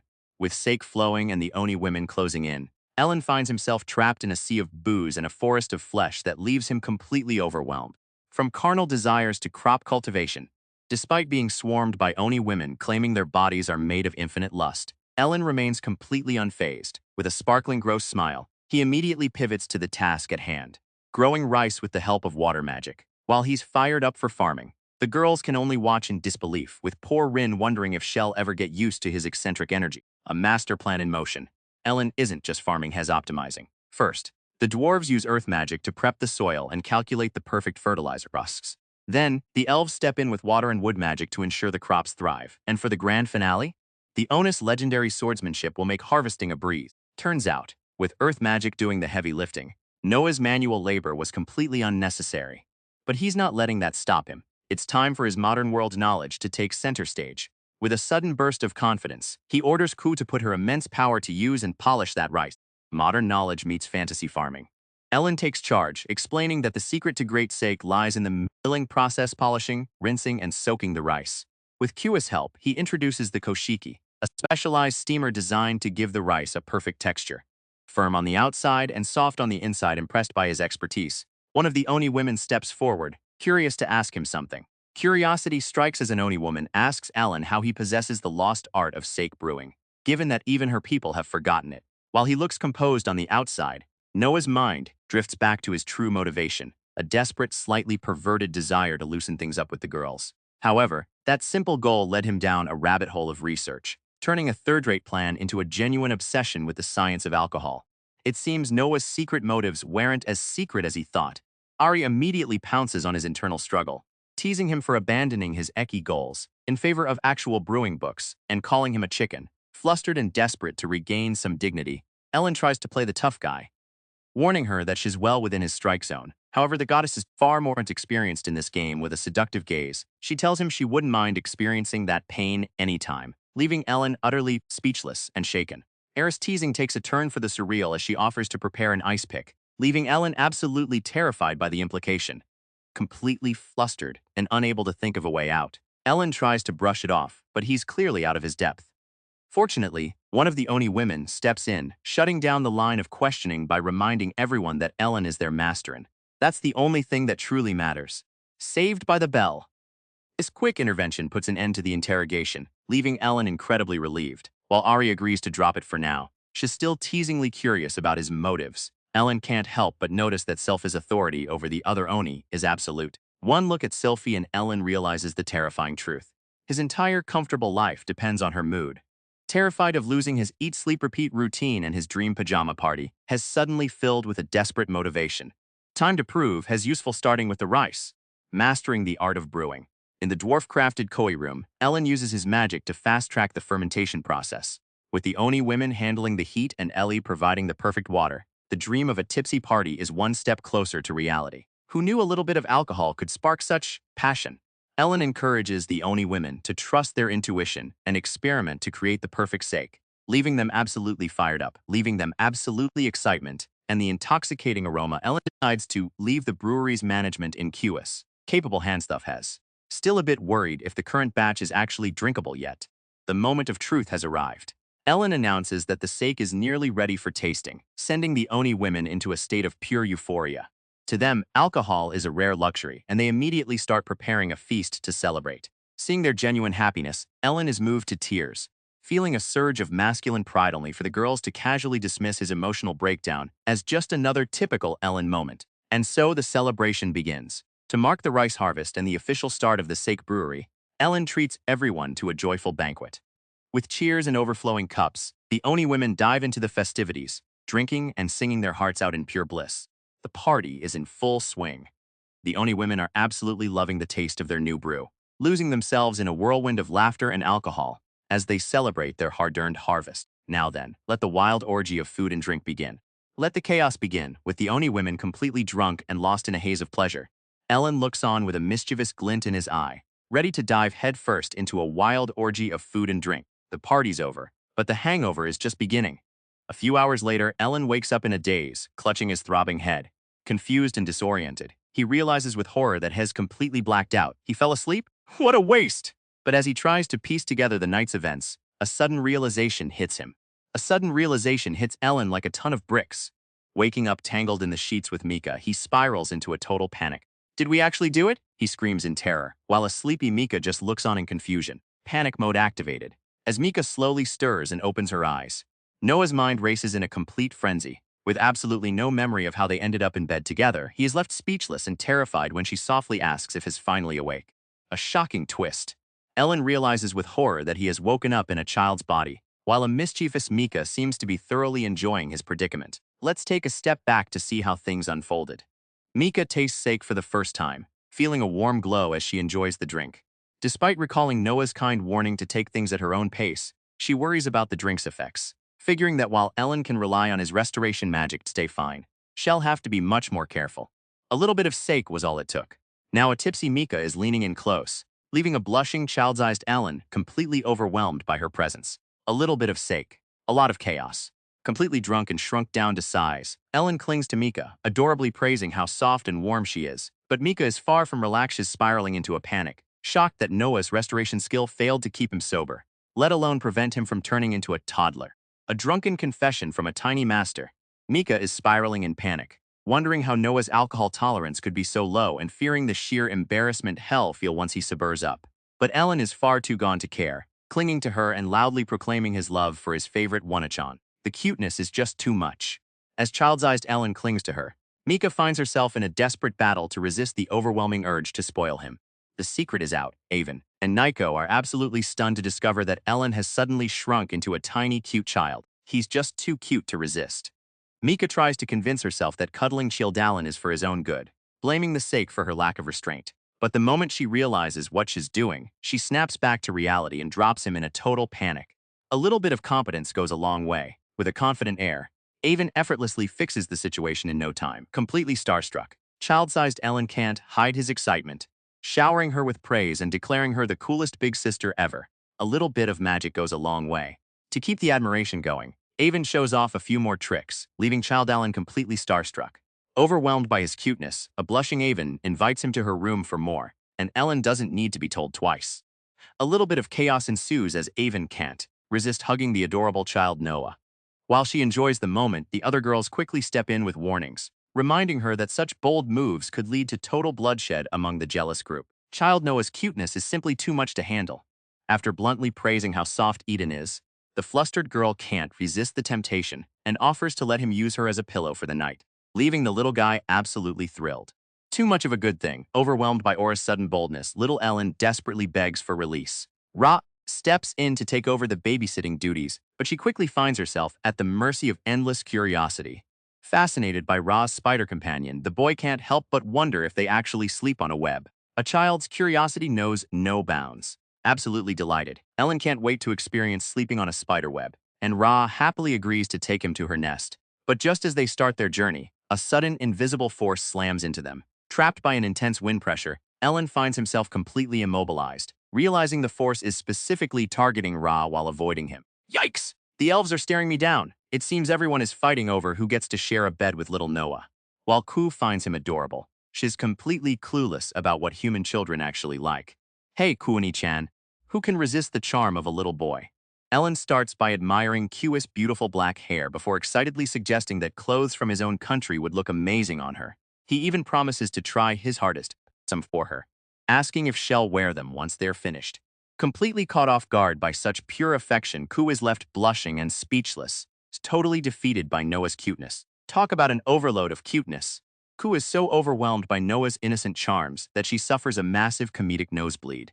While the other girls find the situation hilarious, little Ellen is in a total panic, terrified that she's seriously hurt. However, the excitement is short-lived, as Ellen quickly falls fast asleep by the time they finally arrive at their room.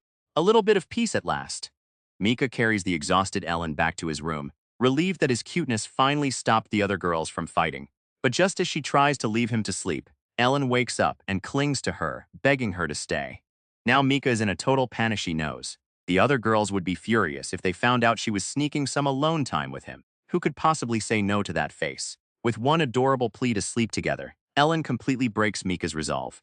Giving in to the cuteness, she silently asks for forgiveness from the other girls as she chooses to stay by his side. Morning arrives, but chilled Ellen is left in a state of total confusion with no memory of the night before.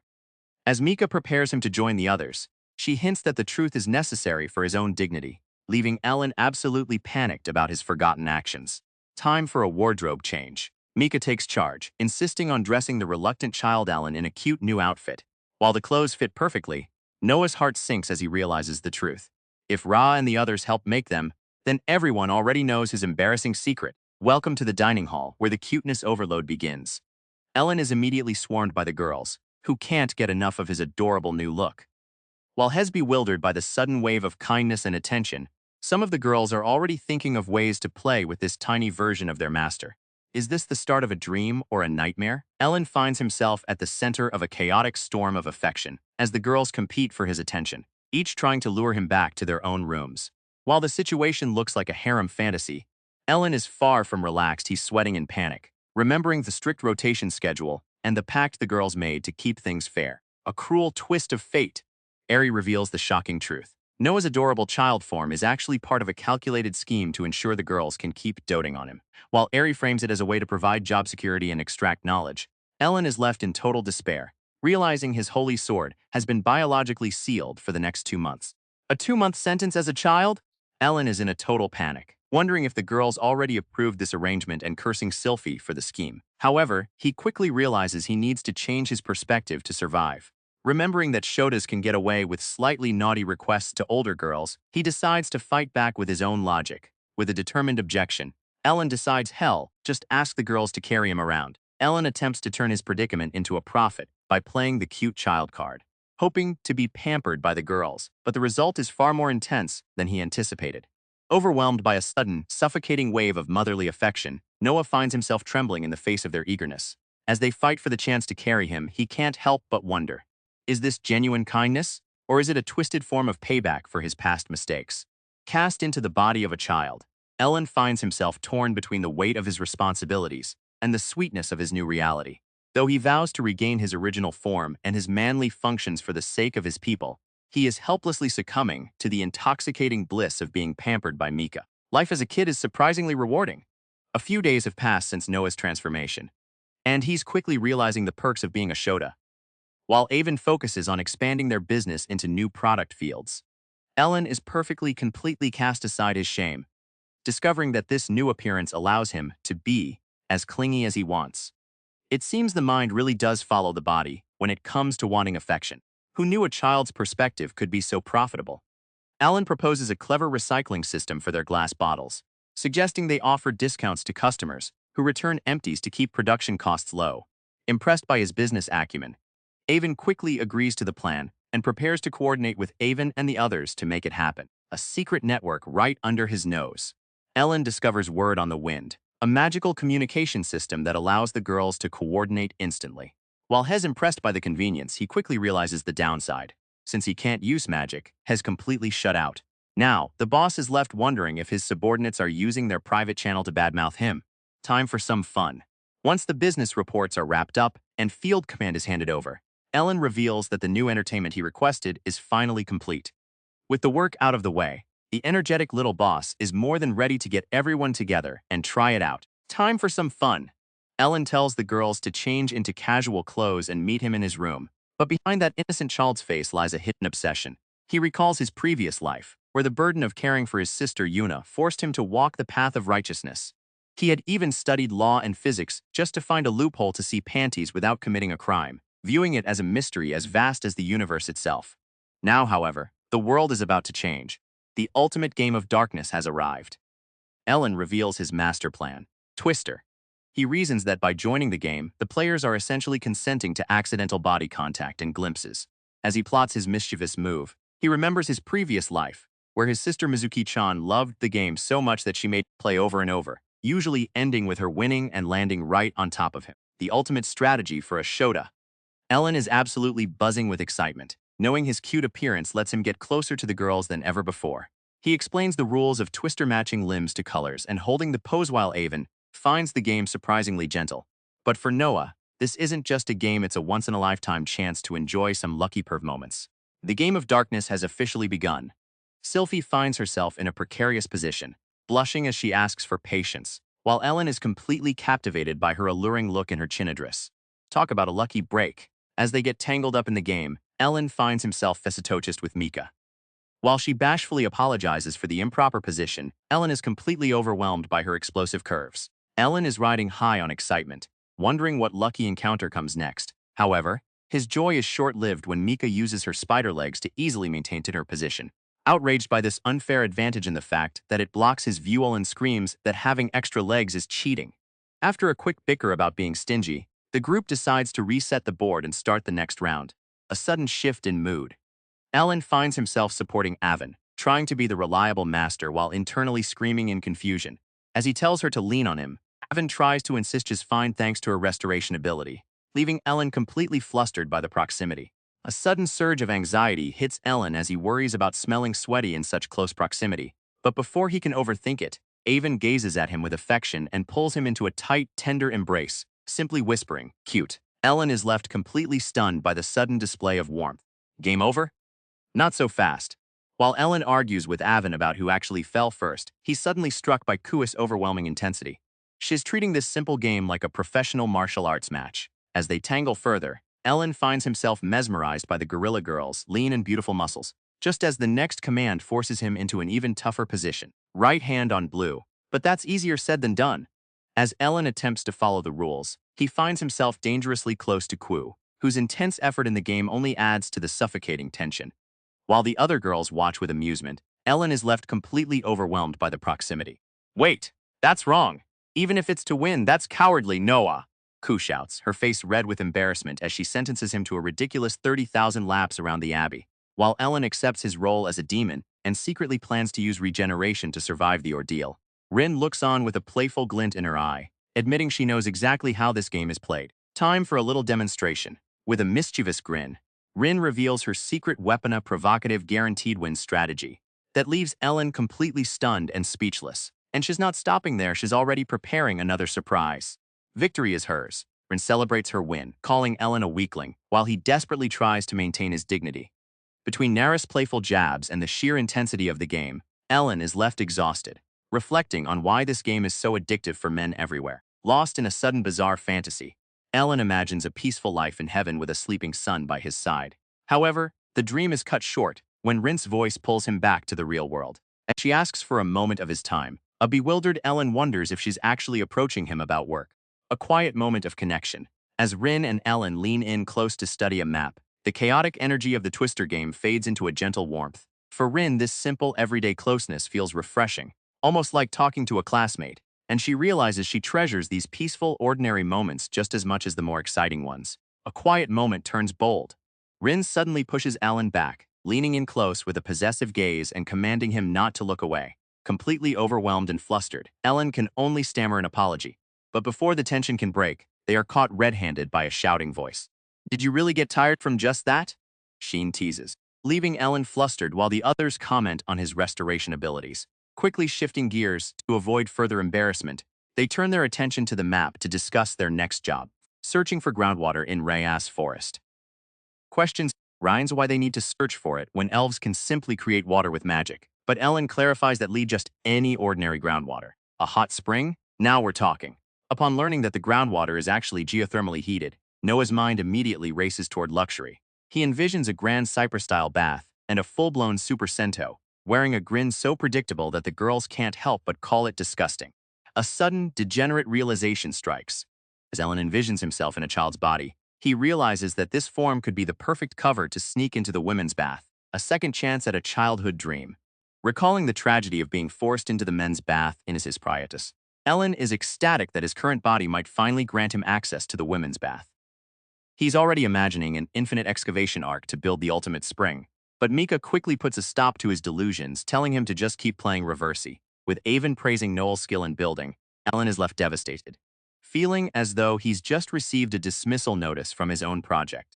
Just as Ellen is about to head back to his game of Reversi, Mika stops him to ask a favor. Ellen immediately suspects the request is about Shion's, but the situation shifts into a comedic scene. While Eden finds herself in a very suggestive position with another girl, Ellen simply laughs it off, proudly reminding everyone that he is the village chief, after all. A shift in focus brings a mysterious talent into the spotlight. Ellen reflects on Adin II, a dwarven smith whose craftsmanship is second only to Avon. Despite her immense skill, Cheyenne is an enigmatal, distant, and increasingly reclusive, often slipping away from social gatherings. Ellen wonders if she ever connects with others outside of work, noting that while she seems isolated, there's no sign of actual animosity. A special request for the village chief. Alan readily agrees to help Shin with a new project, and his incredible efficiency leaves the skilled dwarven smith completely amazed. With a smug grin and a gift in hand, Ellen is determined to rack up some points and prove his worth as a competent village chief. He arrives at Xian's door, imagining an ideal flow where Shell be so impressed Shell want to hold him. Xian welcomes him in with a knowing smile, greeting him as her little village chief. Expectations versus reality hits Ellen hard. Instead of the praise and affection he daydreamed about, Xian greets him with a shocking question, asking if he came to make a baby with her. Completely blindsided and blushing, Ellen can barely stutter a response before she doubles down, teasing him about how powerless he looks in his tiny child form. Taking a wild turn into the fourth wall, Xian argues that the cutest characters deserve the spotlight, declaring that child form Ellen is the only right choice for the Volume 4 cover. The laughter fades as we enter Xian's inner thoughts. Haunted by a lingering void, she wonders if she's missing something truly important, a doubt that has only deepened since the day she was bought as a slave by a boy named Noah. A life of freedom and kindness. It almost feels like a dream. Xian reflects on how Ellen provides for all her needs without demands or control, leaving her in a state of surreal gratitude.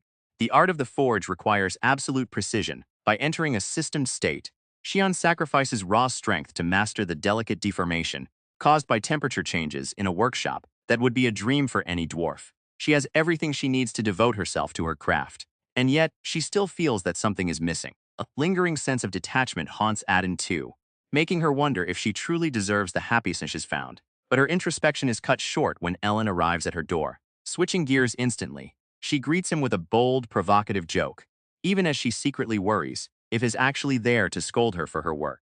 Children aren't something you make casually, Ellen shouts, completely flustered by Sean's teasings. He tries to backtrack, but in his panic he accidentally suggests that the process isn't entirely off the table, leaving him even more embarrassed. Amused by his reaction, Sean settles him into a chair and asks what he actually came for.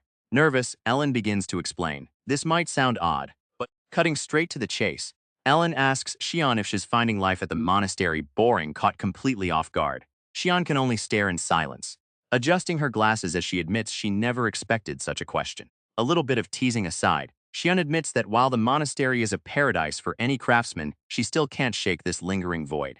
Grateful yet conflicted, she begins to wonder if she's simply a defective dwarf for feeling bored in such a perfect place. A spark of inspiration. Ellen suggests that Xian's restlessness comes from not having a project that truly consumes her. Seeing her agree, he excitedly presents her with a mysterious item, offering a potential cure for her boredom. A tiny tool with a big purpose.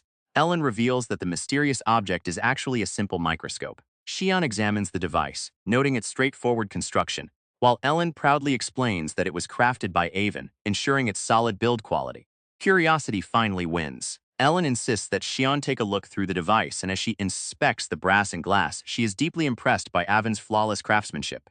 Feeling a bit guilty for always turning him down, Xian realizes that indulging in her master's hobbies isn't so bad after all. A whole new world unfolds. As Xian looks through the lens, she is completely captivated by the microscopic wonders revealed to her, sparking a newfound sense of curiosity. A whole new world revealed. Xian is completely stunned to see tiny particles moving under the lens, only for Ellen to reveal that she's looking at his own red blood cells. Intrigued by her reaction, Ellen explains his desire to show her a world invisible to the naked eye, and offers to teach her everything from pharmacology to microbiology. Faced with the sheer scale of this hidden science, Xian finds herself utterly overwhelmed, a new passion ignited. Xian is absolutely floored by the wonders of the microscopic world. Forgetting all her doubts about where Noah's knowledge comes from, she's now completely obsessed, and she's determined to make Ellen take full responsibility for this new addiction. Now that she's tasted the wonders of science, Xian has a whole new kind of hunger. Determined to make Ellen take responsibility for her curiosity, she pins him down with a predatory smile. All she needs to do is savor her good fortune, and she's starting with a sleepless night. A misunderstanding of epic proportions. Ellen is absolutely terrified by Xian's declaration, fearing he's about to be squeezed dry by an endless science lecture. However, Xian clarifies that she's actually referring to the rotating nightly co-sleeping routine in negligees that the other girls have been discussing. Despite Noah's desperate attempts to decline, it seems Xian is more than ready to join in. Who knew science could be so rewarding? Xian decides that these lectures require a certain kind of compensation, offering to wear anything from a negligee to underwear just for Noah. Completely smitten and forgetting his earlier fears, Ellen is now all too eager to make the arrangement, rushing off to ask Mika for permission to stay out for the night. The lessons have officially begun. Ellen dives deep into the world of microbiology, explaining the complexities of pathogens and infectious diseases. But as Xian absorbs his modern knowledge at a frightening pace, Ellen begins to realize that this dwarven smith is far more dangerous than he first thought. The real problem is they've completely lost track of time, driven by an insatiable curiosity. Xian has pushed through for over a week without a single wink of sleep. The cost of curiosity is high. Completely drained after their week-long academic binge, Xian begs Ellen for a restoration spell. While he initially refuses, regretting the moment he gave her a microscope, he suddenly remembers the advance payment she promised. With a playful glint in her eye, Xian reveals a collection of seductive lingerie, asking Ellen which one he'd prefer her to wear next. Ugh, I can't believe I gave in to temptation. Because of these lectures, I've been confined for a whole week, and even Silpha Mama didn't come to save me. My mind is screaming for sleep, but seeing Shun in that white lab coat lingerie, it's truly divine. This is exactly the scene I wanted, but I'm at my limit as the master. I need to issue an order to stop this madness. Driven to the brink of collapse, Ellen finally puts his foot down. While Xian's mind wanders toward genetic experiments, Ellen uses the slave crest to issue a non-negotiable command. Secure at least 3 hours of sleep a day. That's not fair, Xian cries out, clinging to Ellen in a panic.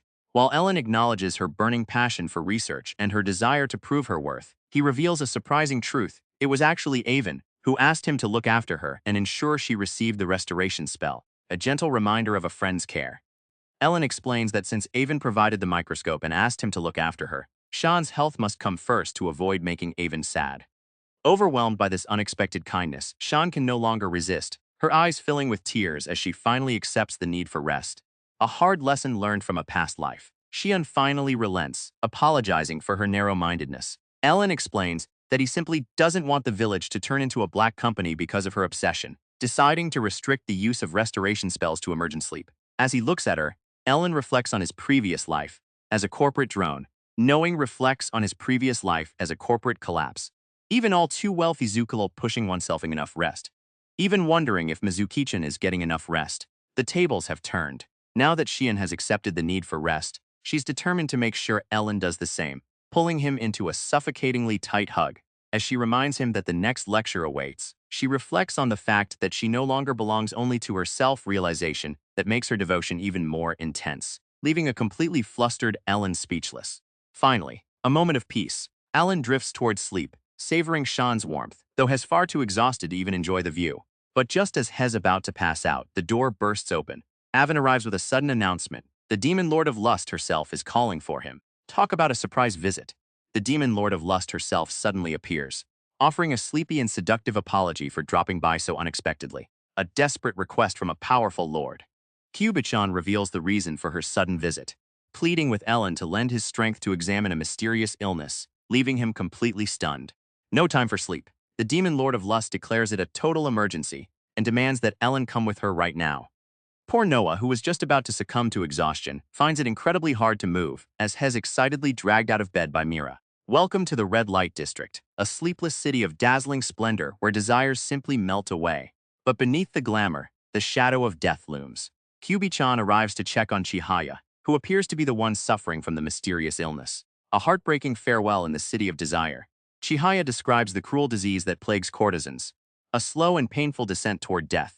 Yet, she tells Kyubi-chan that she has no regrets, as her life of hardship ensured her little brothers never went hungry. Moved by her strength and kindness, Kyubi-chan vows to make sure Chihaya's final moments are peaceful. A heartbreaking farewell. With a final prayer and a soft thank you to Kyubi-chan, Chihaya bids her last goodbye, drifting away in peace. A haunting beauty lingers in the air after the final farewell. However, the solemn atmosphere is quickly broken as Nek arrives, teasing Kyubi-chan for her soft heart toward Human 7. If Nek herself admits that her own compassion is reserved only for those who work under her, a clash of ideals looms. Nek wonders if Kyubi-chan plans to negotiate with the church or perhaps declare war.